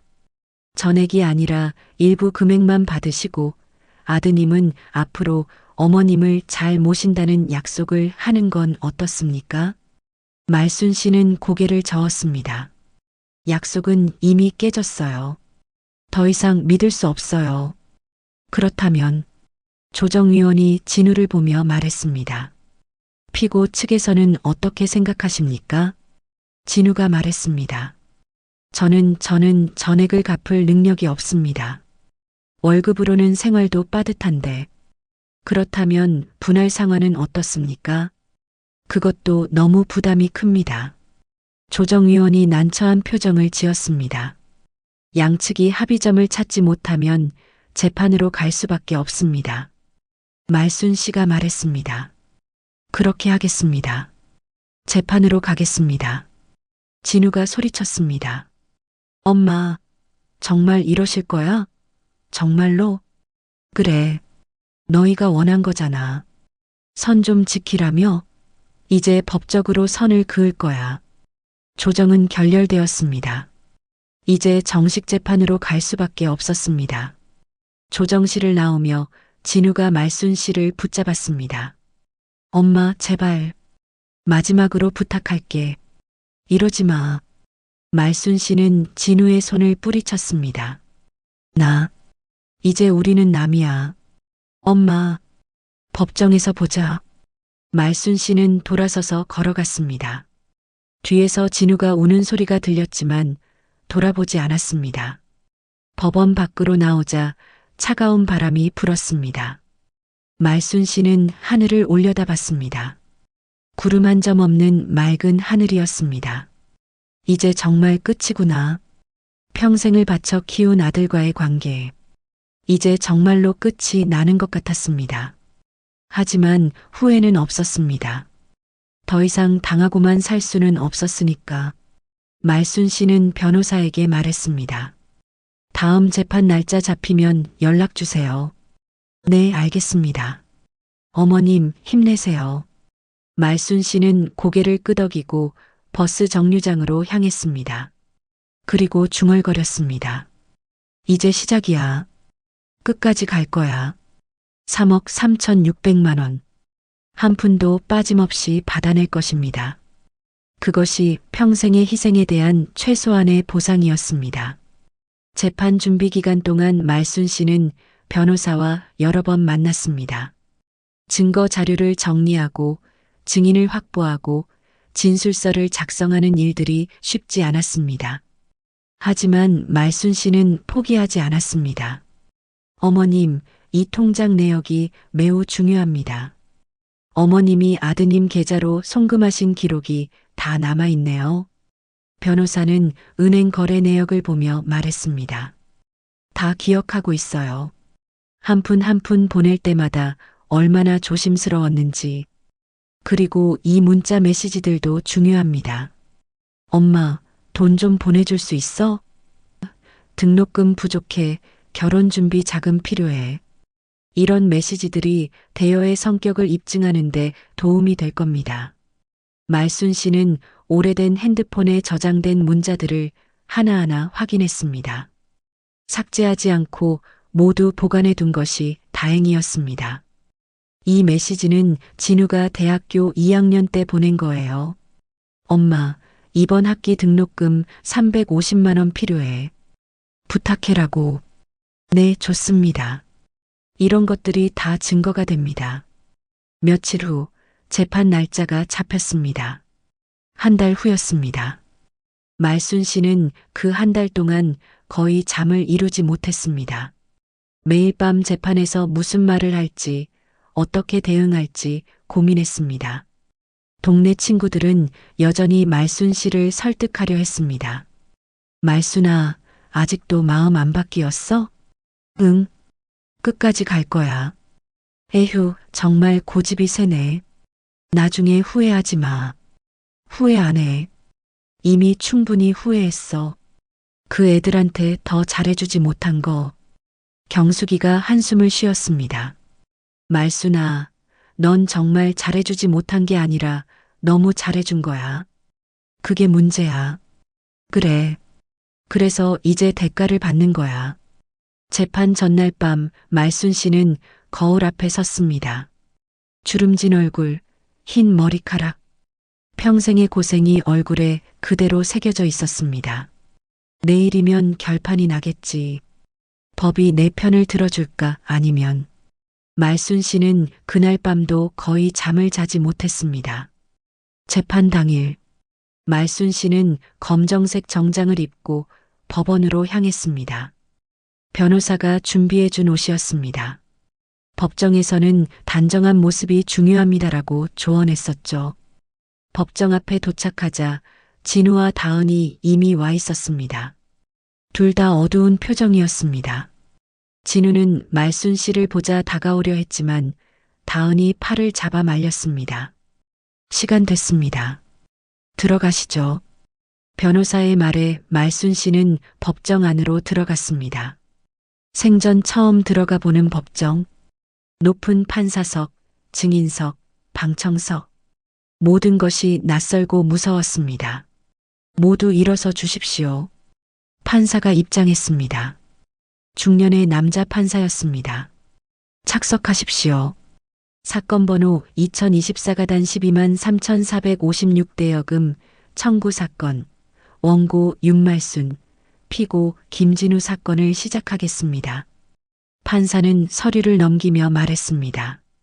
원고 측 대리인 청구 취지를 말씀해 주십시오. 말순 씨의 변호사가 일어서서 또박또박 말했습니다. 원고는 피고에게 2005년부터 2024년까지 총 3억 3,600만 원을 대여하였으며 이에 대한 반환을 청구합니다. 구체적 내역은 다음과 같습니다. 변호사는 준비한 자료를 제시했습니다. 대학 등록금 3,800만 원, 취업 준비 비용 1,200만 원, 결혼 자금 8,500만 원, 신혼집, 전세, 지원금 1억 2천만 원, 차량 구입비 2,700만 원, 생활비 지원 10년치 6,400만 원입니다. 판사가 물었습니다. 차용증이나 계약서는 있습니까? 없습니다. 하지만 은행 송금 기록, 문자 메시지, 증인 진술 등으로 대여 사실을 입증할 수 있습니다. 피고 측 변호사가 일어섰습니다. 재판장님, 이는 명백한 증여입니다. 부모가 자식에게 주는 돈은 통상 증여로 간주되며 아무런 계약서 없이 20년 후에 갑자기 돌려달라는 것은 신의 측에 반합니다. 원고 측 대리인 반박하십시오. 재판장님, 증여가 아닌 조건부 대여였음을 입증할 수 있습니다. 원고는 피고가 자신을 부양하고 모실 것이라는 암묵적 조건 하에 돈을 지원했습니다. 하지만 피고는 결혼 후 원고를 방치하고 연락조차 받지 않았습니다. 판사가 진우를 보며 물었습니다. 피고, 어머니와 자주 연락하셨습니까? 진우가 일어서서 떨리는 목소리로 말했습니다. 저는 바빠서. 바쁘다는 게 얼마나 바쁜 겁니까? 한 달에 몇 번이나 연락했습니까? 한 달에 한두 번? 한두 번이요? 어머니께서는 매주 연락하셨다고 하던데. 진우는 고개를 숙였습니다. 저희가 좀 소홀했던 건 사실입니다. 판사가 다은을 보며 물었습니다. 피고의 배우자분이시죠? 시어머니와의 관계는 어땠습니까? 다은이 일어섰습니다. 저는 어머님을 존중했습니다. 존중했다고요? 그렇다면 왜 어머니의 전화를 받지 않으셨습니까? 바빠서 받지 못한 경우가 있었습니다. 판사가 서류를 보며 말했습니다. 여기 통화 기록을 보니 원고께서 한 달에 평균 15통의 전화를 거셨는데 피고, 배우자가 받은 건 단 한 통도 없네요. 이게 바빠서 못 받은 겁니까? 다은의 얼굴이 하얗게 질렸습니다. 저는 증거 자료를 보니 심지어 거절 버튼을 누른 기록도 있습니다. 이것도 바빠서 그런 겁니까? 다은은 대답하지 못했습니다. 판사가 말순 씨를 보며 말했습니다. 원고, 피고에게 돈을 줄 때 어떤 생각이었습니까? 말순 씨가 일어섰습니다. 손이 떨렸지만 목소리만큼은 또렷했습니다. 저는 제 아들이 잘 되길 바랐습니다. 아빠 없이 키우느라 미안한 마음도 있었고, 그래서 제가 할 수 있는 건 다 해주고 싶었습니다. 그렇다면 돌려받을 생각은 없으셨습니까? 그때는 없었습니다. 제 아들이 잘 살고 저를 잊지 않고 가끔 얼굴 보여주고 그렇게만 해주면 됐습니다. 하지만 그렇게 되지 않았군요. 말순 씨의 눈에서 눈물이 흘렀습니다. 네. 결혼하고 나서 제 아들은 제 아들이 아니게 됐습니다. 전화도 안 받고 만나지도 않고 생일도 잊어버리고. 말순 씨는 더 이상 말을 잇지 못하고 흐느꼈습니다. 판사가 진우를 보며 물었습니다. 피고 어머니 생신을 챙겼습니까? 진우는 대답하지 못했습니다. 대답하십시오. 못 챙겼습니다. 왜입니까? 회사 회식이 있어서. 판사가 한숨을 쉬었습니다. 회사 회식이 어머니 생신보다 중요했습니까? 진우는 고개를 들지 못했습니다. 판사가 계속해서 물었습니다. 피고는 어머니께서 병원에 다니신다는 걸 알고 있었습니까? 진우가 고개를 들었습니다. 병원이요? 원고는 스트레스성 고혈압과 불면증으로 병원 치료를 받고 계십니다. 이것도 몰랐습니까? 저는 몰랐습니다. 왜 몰랐습니까? 엄마가 말씀 안 하셨습니다. 말씀 안 하신 게 아니라 연락이 안 됐던 거 아닙니까? 진우는 아무 말도 하지 못했습니다. 판사가 다시 말순 씨를 보며 물었습니다. 원고, 정말로 전액 반환을 원하십니까? 일부라도 용서할 의향은 없으십니까? 말순 씨는 잠시 망설였습니다. 법정 안의 모든 시선이 자신에게 집중됐습니다. 진우는 눈물을 흘리며 자신을 바라보고 있었습니다. 하지만 말순 씨는 고개를 저었습니다. 없습니다. 제가 평생 모은 돈이고 평생의 희생입니다. 한 푼도 빠짐없이 받고 싶습니다. 그렇게 하시면 피고의 생활이 파탄날 수 있습니다. 그래도 괜찮습니까? 제 인생이 이미 파탄났습니다. 판사는 한참 동안 말이 없었습니다. 그리고 서류를 정리하며 말했습니다. 양측의 주장을 들었습니다.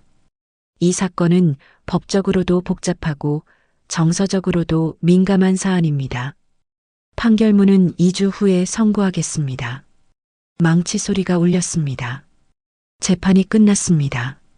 법정을 나오는 길 진우가 말순 씨를 붙잡았습니다. 엄마, 제발 마지막으로 부탁할게. 말순 씨는 진우의 손을 뿌리쳤습니다. 더 이상 할 말 없어. 엄마, 나 정말 잘못했어. 다시는 그러지 않을게. 제발 소송 취하해줘. 이미 늦었어. 엄마. 말순 씨는 돌아서서 걸어갔습니다. 뒤에서 진우가 무릎을 꿇는 소리가 들렸습니다. 엄마, 제발.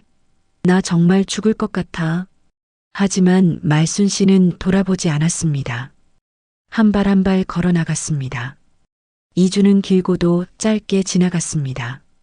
그동안 진우는 매일 문자를 보냈습니다. 엄마, 제발 용서해줘. 엄마, 나 정말 반성하고 있어. 엄마, 소송만 취하해주면 평생 효도할게. 하지만 말순 씨는 단 한 번도 답장하지 않았습니다. 모든 문자를 읽고 삭제했습니다. 판결 선고일. 말순 씨는 다시 법정에 섰습니다. 진우와 다은도 와 있었습니다. 둘 다 초췌한 모습이었습니다. 모두 일어서 주십시오. 판사가 입장했습니다. 착석하십시오. 사건 번호 2024가단 123,456대여금 청구 사건의 판결을 선고하겠습니다. 법정 안이 조용해졌습니다. 말순 씨의 심장이 빠르게 뛰었습니다. 주문. 피고는 원고에게 2억 8천만 원 및 이에 대한 지연 손해금을 지급하라. 말순 씨는 숨을 크게 들이쉬었습니다. 전액은 아니지만 대부분을 인정받은 것입니다. 판사가 판결 이유를 설명했습니다. 본 법원은 원고가 피고에게 지원한 금액 중 대학 등록금과 초기 생활비 일부는 부모의 당연한 부양 의무로 보아 증여로 판단하였으나 결혼자금, 전세 지원금, 차량 구입비 등은 조건부 대여로 판단합니다. 특히 피고가 결혼 후 원고를 방치하고 연락을 끊고 생신도 챙기지 않은 점 등을 고려할 때 원고와 피고 간의 암묵적 조건이 위반되었다고 봅니다. 따라서 피고는 원고에게 2억 8천만 원을 반환할 의무가 있으며 월 200만 원씩 120개월간 분할 상환하도록 명합니다. 진우가 바닥에 주저앉았습니다. 다은은 창백한 얼굴로 서 있었습니다. 판사가 마지막으로 말했습니다. 부디 양측 모두 이번 사건을 계기로 관계 회복을 위해 노력하시기 바랍니다. 망치 소리가 울렸습니다. 판결이 확정됐습니다. 법정을 나오는 길 변호사가 말순 씨에게 말했습니다. 어머님, 좋은 결과입니다. 전액은 아니지만 대부분 인정받으셨어요. 네, 감사합니다. 앞으로 피고 측에서 매달 200만 원씩 입금할 겁니다. 만약 지연되면 바로 연락 주세요. 말순 씨는 고개를 끄덕였습니다. 밖으로 나오자 진우와 다은이 기다리고 있었습니다. 진우는 눈이 퉁퉁 부어 있었습니다. 엄마. 진우가 다가왔지만 말순 씨는 손을 들어 제지했습니다. 더 이상 할 말 없어. 판결대로 돈만 갚으면 돼. 엄마, 정말 이렇게 끝낼 거야? 우리 모자 사이가? 이미 끝났어. 너희가 끝낸 거야. 다은이 끼어들었습니다. 어머님, 어머님도 너무하신 거 아니에요? 이렇게까지 하실 필요가 있었어요? 말순 씨는 다은을 빤히 쳐다봤습니다. 필요 있었어. 너희한테 더 이상 당하고 싶지 않았으니까. 우리가 언제 어머님을 괴롭혔어요? 매일 매순간 괴롭혔어. 무시하고 무례하게 대하고 없는 사람 취급하면서.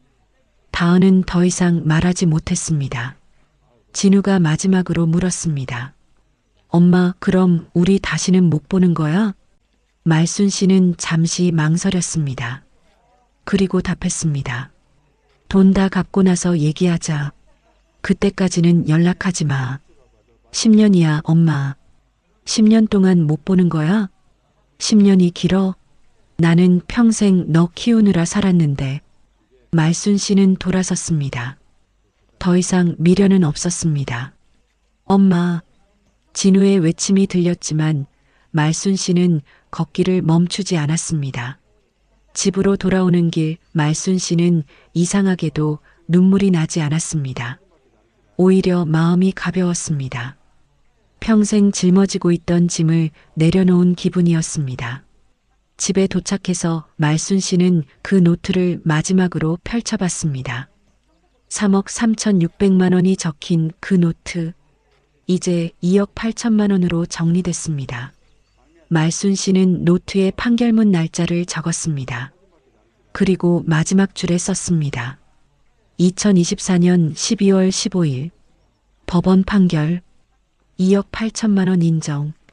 이것으로 모든 것이 끝났다. 노트를 덮고 서랍 깊숙이 넣었습니다. 이제 더 이상 꺼내볼 일은 없을 것입니다.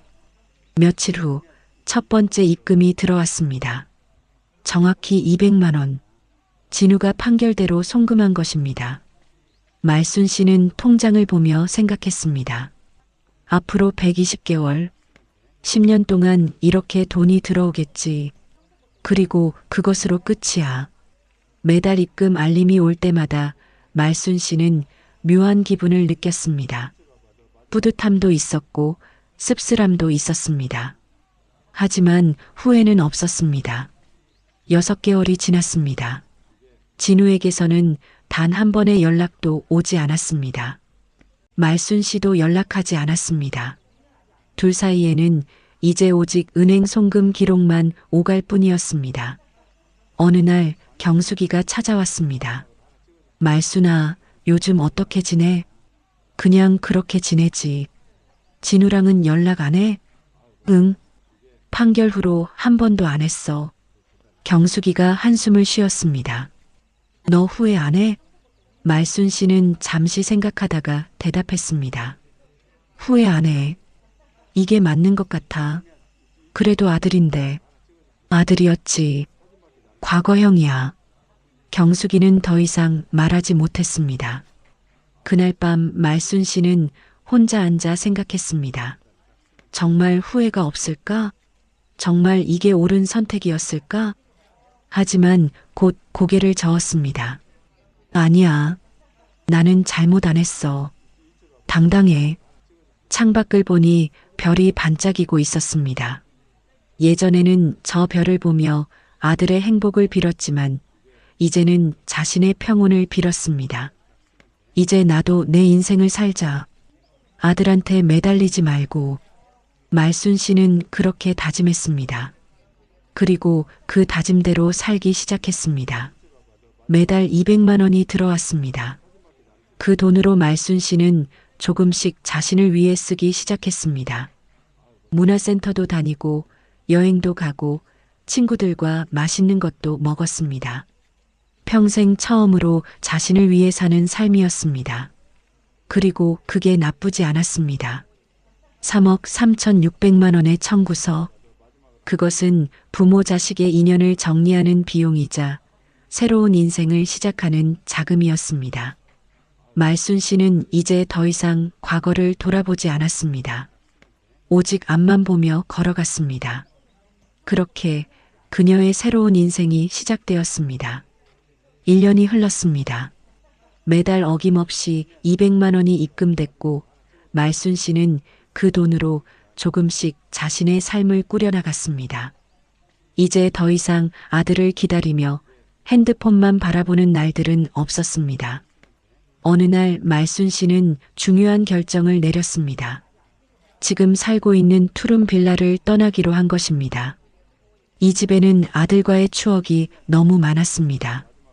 진우가 어렸을 때 뛰어놀던 거실, 함께 밥 먹던 식탁, 대학 합격증을 들고 와서 기뻐하던 그 현관문, 모든 것이 과거를 떠올리게 했습니다.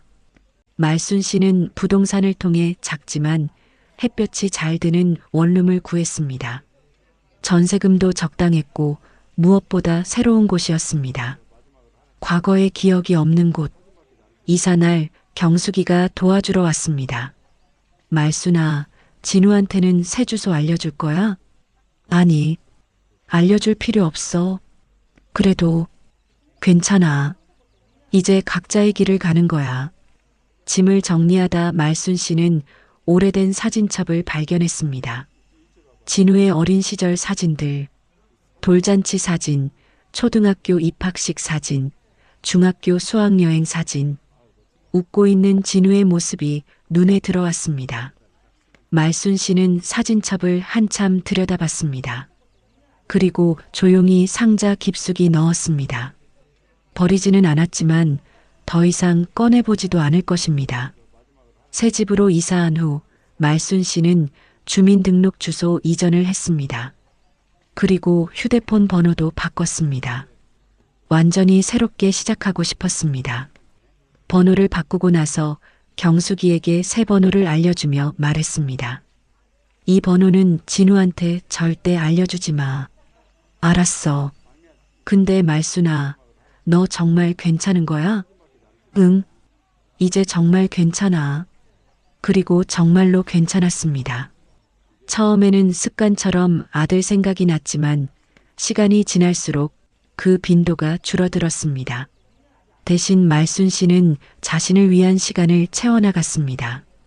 문화센터에서 서예를 배우기 시작했습니다. 붓을 잡고 먹물을 갈며 한 획 한 획 글씨를 쓰는 시간이 마음을 차분하게 만들었습니다.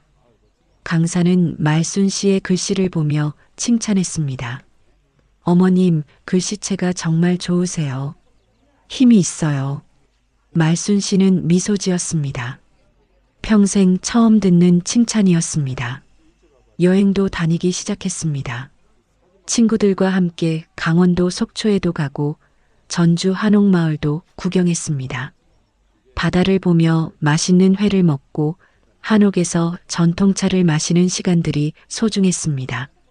말순아, 너 요즘 표정이 많이 밝아졌어. 경숙이가 말했습니다. 그래, 나도 그런 것 같아. 마음이 한결 편해졌어. 진우 생각은 안 나? 가끔 나지. 그래도 예전처럼 가슴 아프지는 않아. 시간이 약이었습니다. 처음에는 견딜 수 없을 것 같았던 상처도 조금씩 아물어갔습니다. 2년 차가 되었습니다. 여전히 매달 200만 원이 입금됐습니다. 단 한 번도 지연된 적이 없었습니다. 진우가 성실하게 갚고 있다는 증거였습니다. 어느 날 말순 씨는 은행에서 통장을 정리하다가 문득 계산을 해봤습니다. 지금까지 들어온 돈이 4,800만 원. 아직 2억 3,200만 원이 남았습니다. 앞으로 8년을 더 받아야 합니다. 8년 그때쯤이면 나는 75세겠네. 말순 씨는 쓴웃음을 지었습니다. 75세까지 아들과 연락 없이 지낸다는 게 이상한 기분이었습니다. 하지만 이게 자신이 선택한 길이었습니다. 그리고 후회는 없었습니다. 적어도 이제는 당당했으니까. 아무런 데가 없이 주기만 하던 관계에서 벗어났으니까. 3년이 지났습니다. 어느 날 경숙이가 조심스럽게 물었습니다. 말순아, 진우 소식 들어봤어? 아니. 왜? 아니, 그냥 궁금해서. 잘 지내나 싶어서. 말순 씨는 고개를 저었습니다. 모르겠어. 그리고 알고 싶지도 않아. 그래도 내 아들인데. 아니야. 이제 아니야. 경숙이는 더 이상 말하지 못했습니다. 사실 말순 씨도 가끔 궁금했습니다.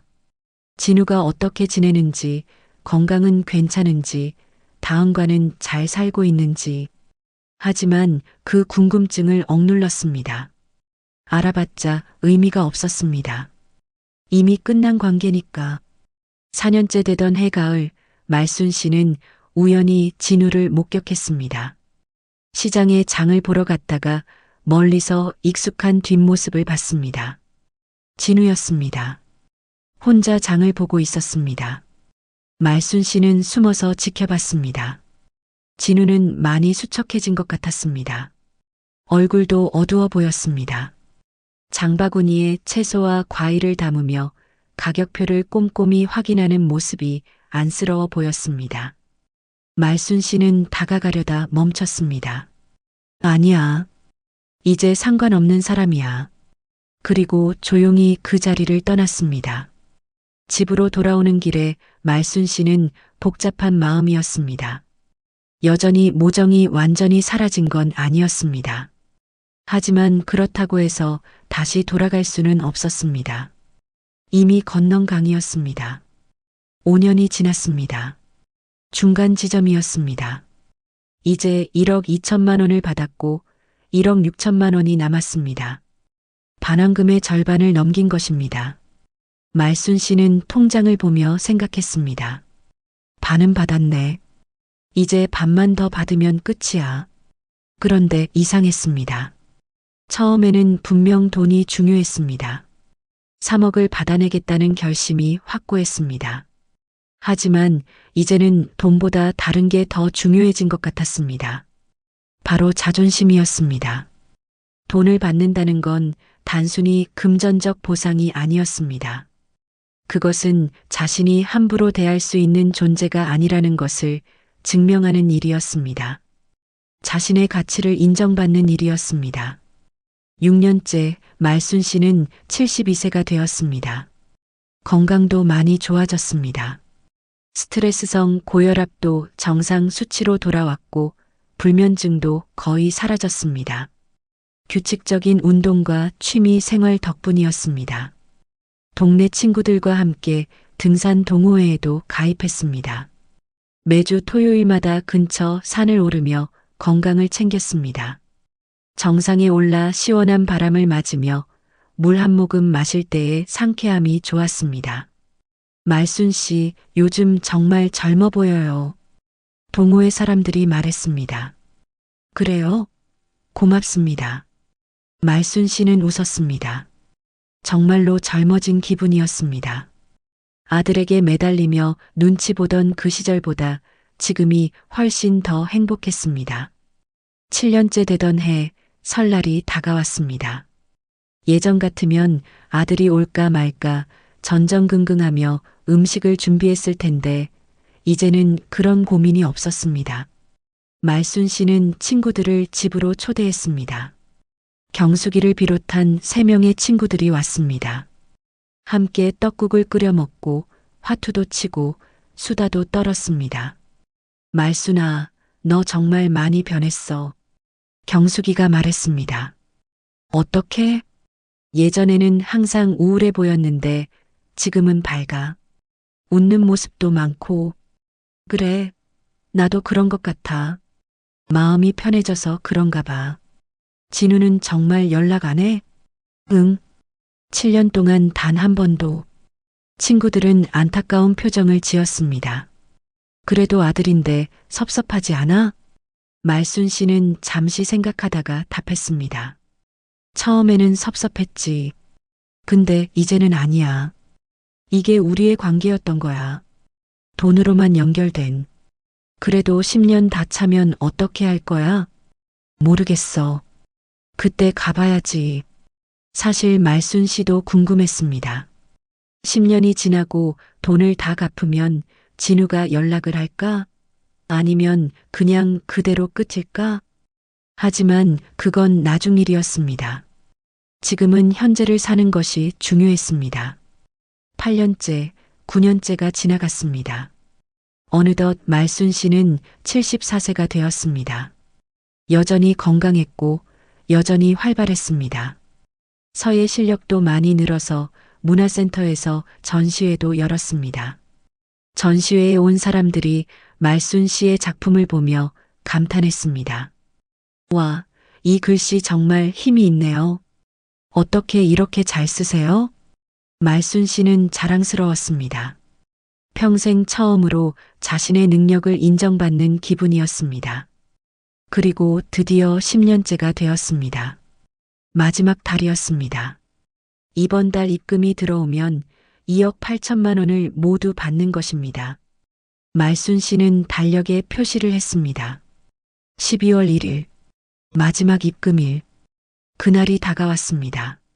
말순 씨는 아침부터 핸드폰을 들여다봤습니다. 언제 입금 알림이 올까? 평소처럼 아침 9시쯤 올까? 9시가 되었습니다. 알림이 왔습니다. 입금 200만 원 김진우.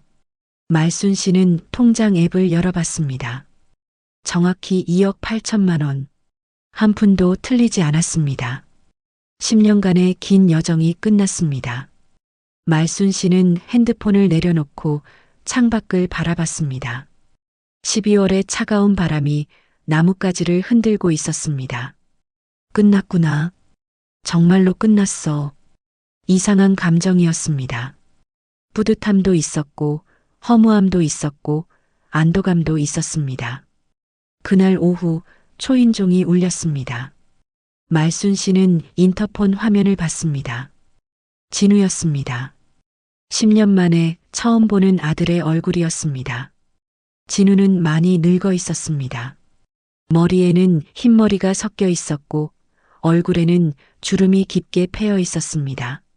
10년이라는 세월이 그에게도 흔적을 남긴 것입니다. 말순 씨는 한참을 망설이다가 인터폰 버튼을 눌렀습니다. 무슨 일이야? 엄마 나야. 진우. 알아. 무슨 일로 왔어? 엄마, 오늘 마지막 입금했어. 알아. 확인했어. 그래서 인사하러 왔어. 말순 씨는 잠시 침묵했습니다. 그리고 물었습니다. 그게 다야? 엄마 문 좀 열어줘. 얼굴 좀 보자. 볼 필요 없어. 엄마. 진우의 목소리가 떨렸습니다. 엄마, 제발 10년이야. 10년 동안 엄마 얼굴 못 봤어. 목소리도 못 들었어. 제발 문 좀 열어줘. 말순 씨는 마음이 흔들렸습니다. 여전히 모정이 남아 있었습니다. 하지만 고개를 저었습니다. 진우야. 응, 엄마. 너희는 나에게 부모가 아닌 돈만 원했지. 그럼 이제 돈만큼만 받았으면 돼. 하지만 마음은 끝이다. 엄마, 이제 우리는 남이야. 법적으로도 끝났어. 더 이상 빚진 것도 없고 받을 것도 없어. 엄마, 나 정말 후회하고 있어. 10년 동안 매일 후회했어. 후회는 내가 하는 거야. 나는 상관없어. 엄마. 말순 씨는 인터폰을 끊어버렸습니다. 그리고 창문으로 밖을 내려다봤습니다. 진우가 문 앞에 무릎을 꿇고 울고 있었습니다. 하지만 말순 씨는 문을 열어주지 않았습니다. 1시간이 지나고 2시간이 지나도 문은 열리지 않았습니다. 결국 진우는 일어나서 돌아갔습니다. 휘청거리는 걸음걸이였습니다. 말순 씨는 그 모습을 보며 마지막으로 중얼거렸습니다. 잘 가라, 진우야. 이제 너도 내 인생을 살아. 나도 내 인생을 살 테니까. 그리고 커튼을 쳤습니다. 더 이상 보고 싶지 않았습니다. 그날 저녁 말순 씨는 통장을 정리했습니다. 2억 8천만 원. 그 돈은 새 통장으로 옮겼습니다. 그리고 진우가 입금하던 계좌는 해지했습니다. 더 이상 그 계좌를 볼 이유가 없었으니까. 며칠 후 말순 씨는 친구들에게 저녁을 샀습니다. 말순아, 무슨 날이야? 갑자기 저녁을 사? 응. 축하하려고. 뭘? 내 독립 10주년. 친구들은 웃었습니다. 하지만 말순 씨는 진심이었습니다. 10년 전 자신을 되찾은 그날이 진정한 독립기념일이었습니다. 이제 말순 씨는 완전히 자유로웠습니다. 아들에게 매달릴 필요도 없었고, 눈치 볼 필요도 없었고, 상처받을 일도 없었습니다. 3억 3,600만 원의 청구서는 부모 자식의 인연을 정리하는 마지막 비용이었습니다. 그리고 새로운 인생의 시작 비용이기도 했습니다. 말순 씨는 이제 정말로 행복했습니다. 누구에게도 기대지 않고 누구에게도 상처받지 않는 삶. 그것이 진정한 행복이었습니다.